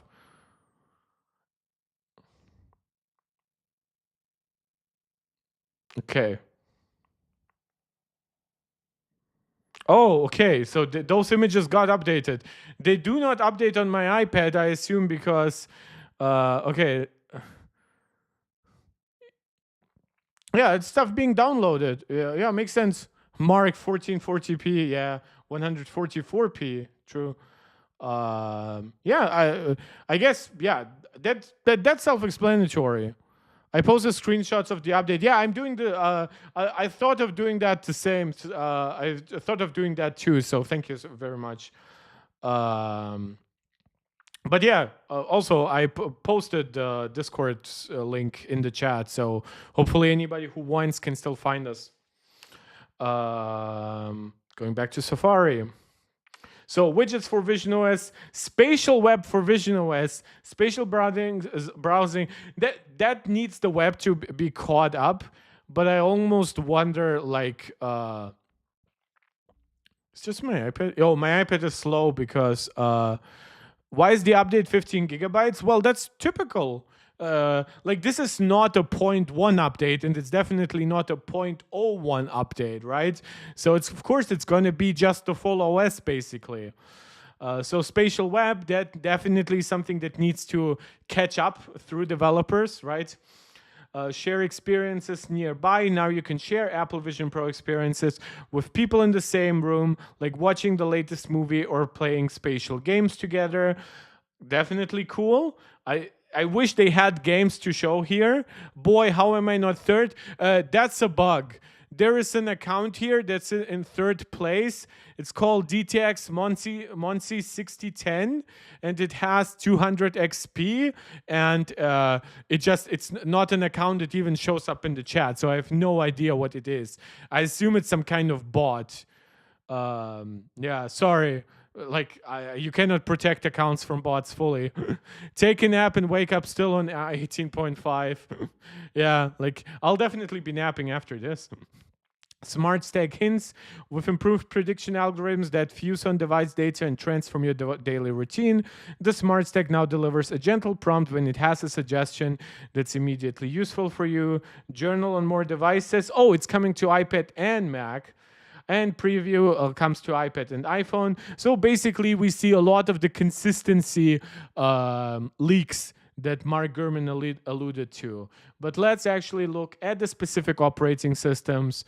Let us familiarize with it before we actually install the betas. The liquid glass design, visual intelligence, lets you search, ask questions, and takes action with the content on your iPhone screen. Personalized chats, so again, this is something that we've reacted to.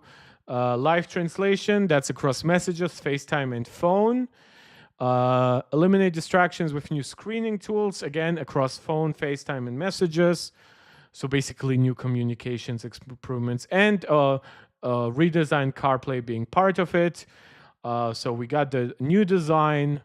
I guess that's kind of what we've already reacted to, but also like these control elements down below, right? They're not full width anymore. They naturally reflect like the rounded corners of your device, and they are contextual, right? So if you click, for example, on the search here, then it just gives you a large search field over here. So they basically move around depending on context. Yeah, Jiffer, man, this 8 minutes download to my phone has been going on for 2. Wait, Jiffer, which phone do you have? I thought you told me that nobody could get you to use an iPhone again. Or were you like referring to iPad? Did I mess something up? Mark, 4K 120 FPS stream when? I don't think you can stream in 120 FPS on YouTube. I don't think you can have 120 FPS even videos afterwards. Otherwise, I'm sure Digital Foundry would have them. 4K streams, I actually used to stream in 4K. They don't make too much sense because with the better display tool on my Mac, I actually just make my Mac screen 1080p. So what you see here is actually native to the kind of the display that I'm looking at. So you're not losing anything by this being 1080p rather than 4K, and you're getting potential stability, which we struggled a lot with stability when I was doing 4K or even 1440p streams. Jiffer, no one can get me to use an iPad anymore. Okay, and you yourself have a 16 Plus, and your wife has a 16 Pro Max. Nice. So nice that we don't go to Apple, get the update. I've developed and created Apple things since iPhone 3G and 3GS days. Great, an OG dev here. And to have you in the Discord, that's an honor, man. Thank you. Yeah, my iPad just refuses to download stuff. The images in Discord. Okay. Apple Intelligence. I mean, we kind of reacted to a lot of this in the greater overview. So from all of this, I'm just going to react to something that wasn't mentioned before. So automix and lyrics translation. So I told you that like, and obviously Apple told you that translation is like system-wide. And I assume this is all AI based. So this is lyrics translation, but also pronunciation was one of the things they mentioned during the stream. So it's obviously not a big help if you're trying to sing along to like one of my, let's say you're trying to sing along to the anime theme of Evangelion, right? A cruel angel thesis. It doesn't really help you to have the translation, but instead you would have the correct pronunciation underneath. That helps. Store even more in wallet. That's unfortunately really great for all of you US guys, but probably not much of a benefit to us in the European Union. I mean, we are so fucked we might lose airdrop, so I'm just not counting on these features coming. Once again, the Games app. Accessibility. Apple already gave us accessibility news on World Accessibility Day. So new Braille features, vehicle motion cues, stuff like that. Family parents can move kids to child accounts more easily and take advantage of a wide set of parental controls designed to keep children safe. Just going to make my displays all a little bit darker. Starting to get blinded by my screens. This includes enhancement across communication limits, communication safety, and the App Store.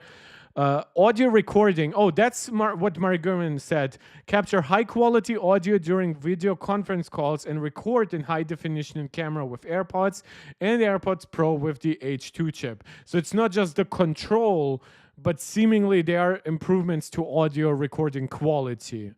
Reminders can suggest tasks, grocery items, and follow-ups. There we are again, Jiffer, with questions of like, should this be part of something that you can delete if you disable Apple Intelligence? Or is this too crucial of a part of the operating system, right? It's an interesting philosophical debate. We can have it in future streams. Photos has an updated layout. I assume it's just slightly tweaked. Please, Apple, don't redesign the Photos app 2 years in a row. Easy to use controls. Library and collections are your two main tabs. Photos may, so they are now tabs back, at least, but two.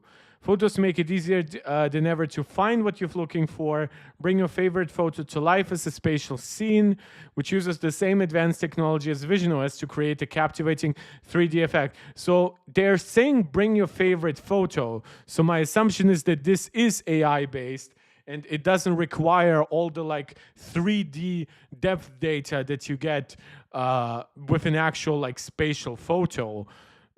It doesn't have also like a marking, like like an uppercase 1 or whatever to tell me if this, like there's no reference here, if this is like iPhone 15 or newer or something like that. AirPods camera remote. Start recording video on camera by pressing and holding on AirPods or the AirPods Pro with the H2 chip. I wonder what's going on that this requires the H2 chip. I'm somebody who is quick to defend Apple when they gatekeep features behind the latest processors. This makes me a little bit iffy. Clock, set the snooze duration. Oh, see, there's like a little bit of infighting going on in the chat. Yes, guys, help with my algorithm. Fight Pixel versus iPhone. Clock, love this clock, by the way. It's beautiful. Set the snooze during between what is it, a 1? I have some dirt on my screen. Yeah, it's 1 and 15 minutes, giving you more flexibility and customization for your daily alarms. Oh, okay, so the snooze duration. Okay, that's not a big change, but I guess it's something. I know some people really don't like the default snooze direction. CarPlay, react with tap back in messages, follow live activities, and get more information at a glance so you can stay connected and focus while you drive.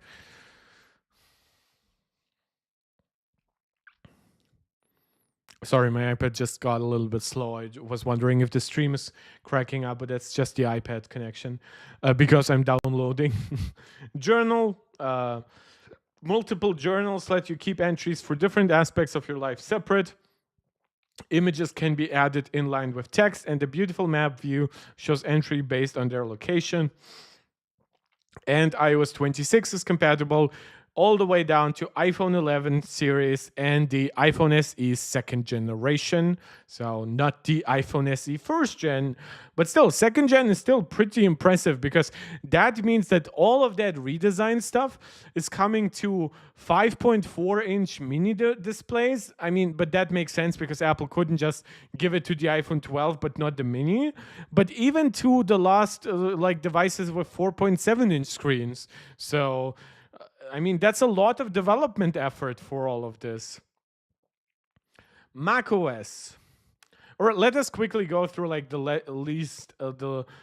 less important stuff. So watchOS gets the personalized workout body. I've already covered that. A new design with liquid glass. That obviously makes sense. The Smart Stack now offers hints based on what's immediately useful to you. I don't really use the Smart Stack recommendation, but hey, I guess it's better than not having it. Or with the flick of a wrist, you can dismiss notifications, silence calls, and more. That sounds helpful. Did I miss that during the event somehow? Suggested smart actions will appear in messages based on the context of a text. Okay. Oh, yeah. That's something that's on iPhone too for a while. I wonder like how smart it is, but yeah, for something like sharing your location at least, yeah, that's decently solved inside iOS, of course. Of course, if you are communicating with somebody who's also on iOS or watchOS or something like that.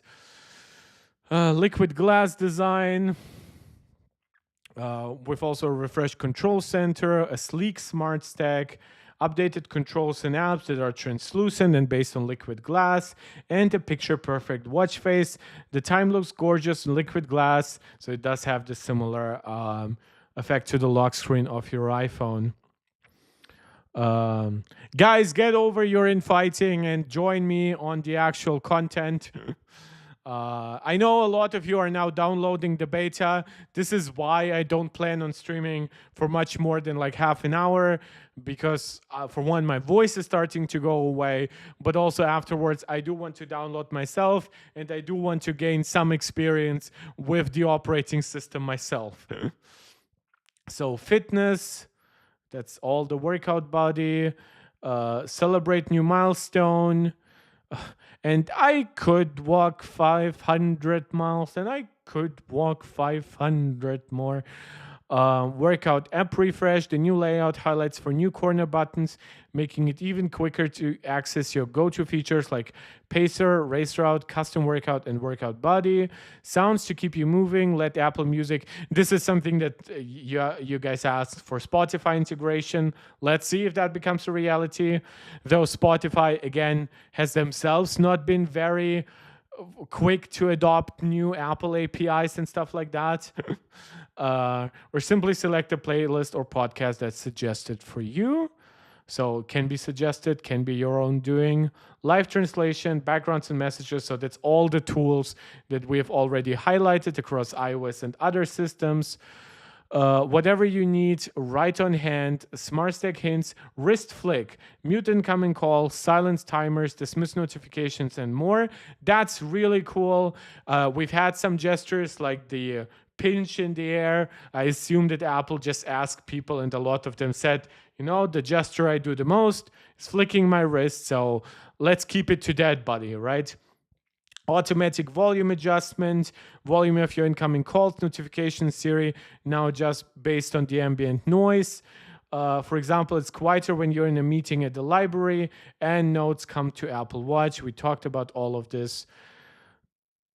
Okay, there's a redesigned gallery, but there are still no third-party watch faces. So if some of you prefer like the Android approach with downloadable watch faces, that's still not something Apple wants. Apple wants you to use something they designed.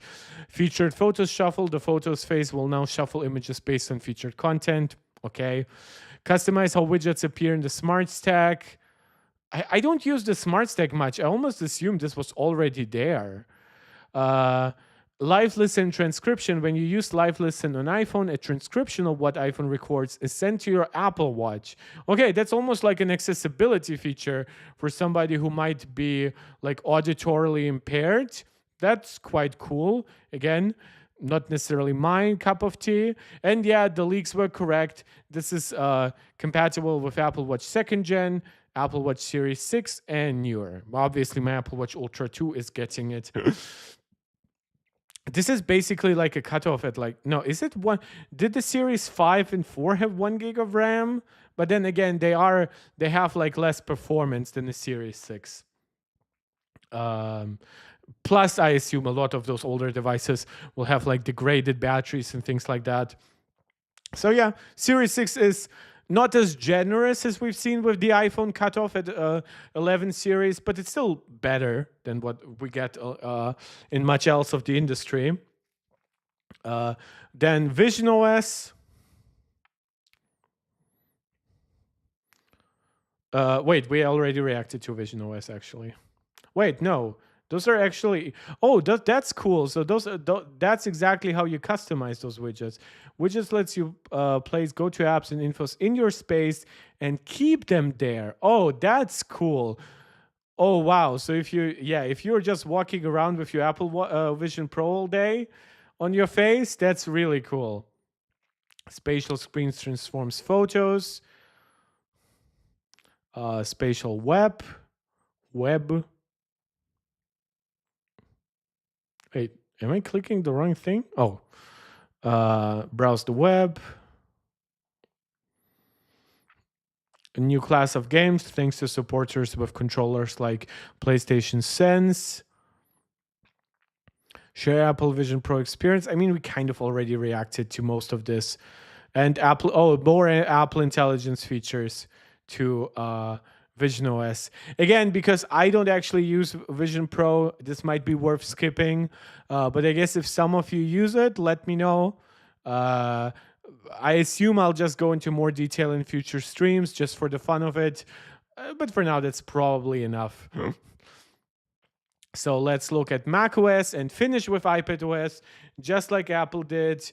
And after that, I'll be wrapping up and downloading iPadOS 26 and then all the other 26s.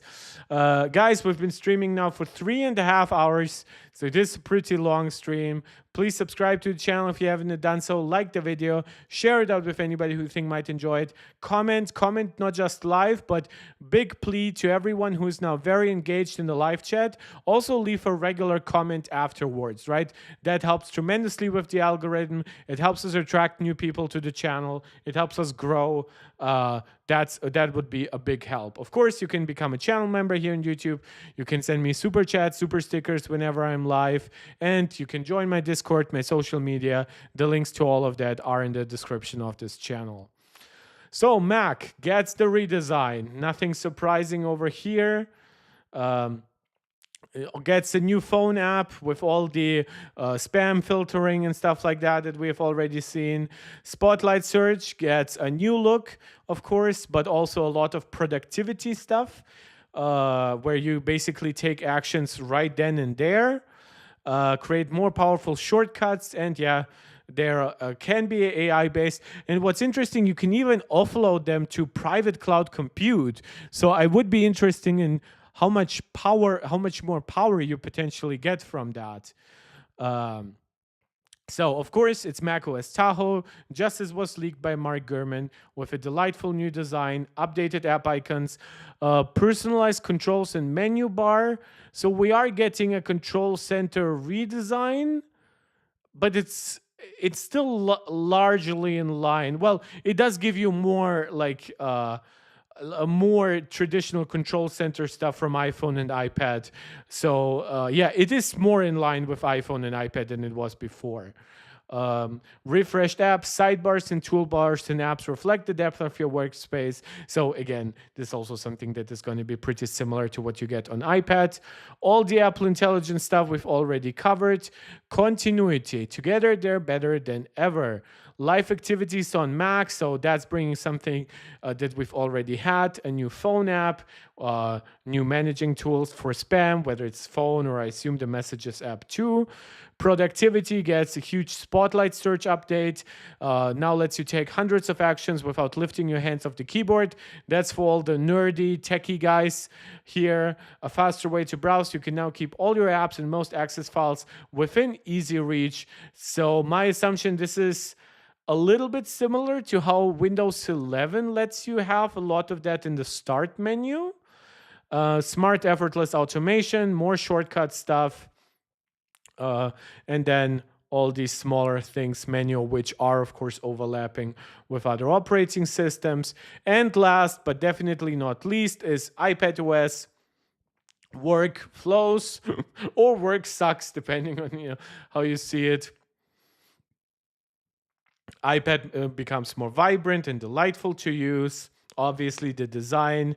There's what Apple calls a new intuitive windowing system, gives you more power and flexibility. This is where I really need to experience it firsthand. And I mean, Apple really has no excuse about performance. If they had said, oh, it's so demanding, it needs like the iPad... it needs like the M4 iPad, but they even promised it's coming to the A16 iPad and now even iPad mini. So yeah, they really have no excuse for it to work potentially poorly on my M1 iPad Pro. Folders and docs, a new Files app, an updated Files app, and a new Preview app. And yeah, live translation, all those communication tools. All the design stuff, including more elegant apps, which are now also, of course, more consistent with Mac. So multitasking, that's pretty much the last big thing we have to react to. Flexible windowing, a multitasker's delight. With a redesigned windowing system, new features let you manage your windows exactly the way you want. Open more windows at once and resize and arrange them your way, so you have more freedom than Stage Manager, and Apple does not refer to it as Stage Manager. You also have window tiling, arrange windows with a flick to the left or the right.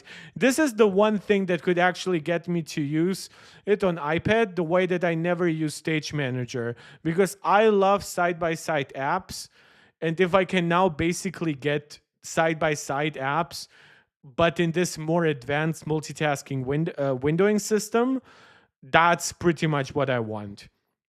And I mean, get it in an easy way, right? I can arrange apps to be basically side by side on the in Stage Manager, but it's just not as easy as what Apple presented with that. Flick that to one side, and then basically on the other side you can have another one. New ways to control your windows. So the three dots, red, yellow, and green, are coming from the Mac. Close or minimize windows, take them full screen. So more familiarity with the Mac. Of course, we're also getting the menu bar on top. Expose, that's expose, mission control, those all multitasking terms coming from the Mac. That's an overview of all your opened windows. And menu bar, quickly find commands you need in an app with the new menu bar. That's really cool. I really hope that a lot of developers take good use of that. Of course, we covered the new Files app with that supercharged new folders in the dock, preview, and background tasks. That's something that often people complained about, right? You were importing or exporting files in the Files app, and they simply stopped working. So that's seemingly finally fixed. Granted, this thing should have never been broken, but also more importantly, that works now in other apps too. So now this is exporting on downloading, but I hope it does allow for also other kind of background processes. If maybe not right away, then definitely in future updates. More Apple Intelligence stuff. Smart reminders. With Apple Intelligence, reminders can suggest tasks, grocery items, and follow-up based on emails, websites, and other content. I hope it works with messages, because that's where I'm most likely to get such stuff. And I hope that this stuff gets like an integration with third-party apps. So if I get a message with like a grocery list in Telegram, it could still integrate it into reminders. And all the communications improvements, we've covered all that up and down. We've also covered a lot of these smaller stuff, including like we mentioned the much more advanced calculator during DubDub. So that's about it for the broad overview. We are going to be working with this website in future streams, but I am getting pretty tired, and I do want to install all the updates, and I do see you guys slowly leaving to do your own beta installations. So, of course, last shout out for you to join the Discord to actually share all that info and progress with me, and I will share mine. But beyond all of that, I'm just incredibly grateful how many people we got over here. It's an almost 4-hour stream, and we had people there throughout it to chat and let me know what they think and stuff like that. We had some heavy disagreements, but I think we all became friends along the way. Really looking forward to just seeing more of you in future streams. Hopefully also finding new people. So before you guys leave, my last shout out for you to do all the YouTube jazz. That's subscribing, liking, sharing, commenting. Don't just comment live, but also comment on the video. That helps tremendously with the algorithm and finding new people and growing the community. Whenever you catch me live in future streams, consider leaving a super chat or a super sticker. You can become a channel member, a supporter over on Patreon. You can follow me on Discord or on social media. Links for all of that are in the description of this channel. If something is missing, let me know in future streams. As always, before we wrap up, I go into Big Mark mode to make a very special chatter very happy. Thank you guys. This was really tremendous. I'm completely blown away, but I'm also very tired. I'm gonna see you probably tomorrow at 6 p.m. German time, maybe 5-ish p.m. I'll definitely let you know before that on Discord, probably on social media as well, though our engagement on like Blue Sky and Twitter is basically nothing.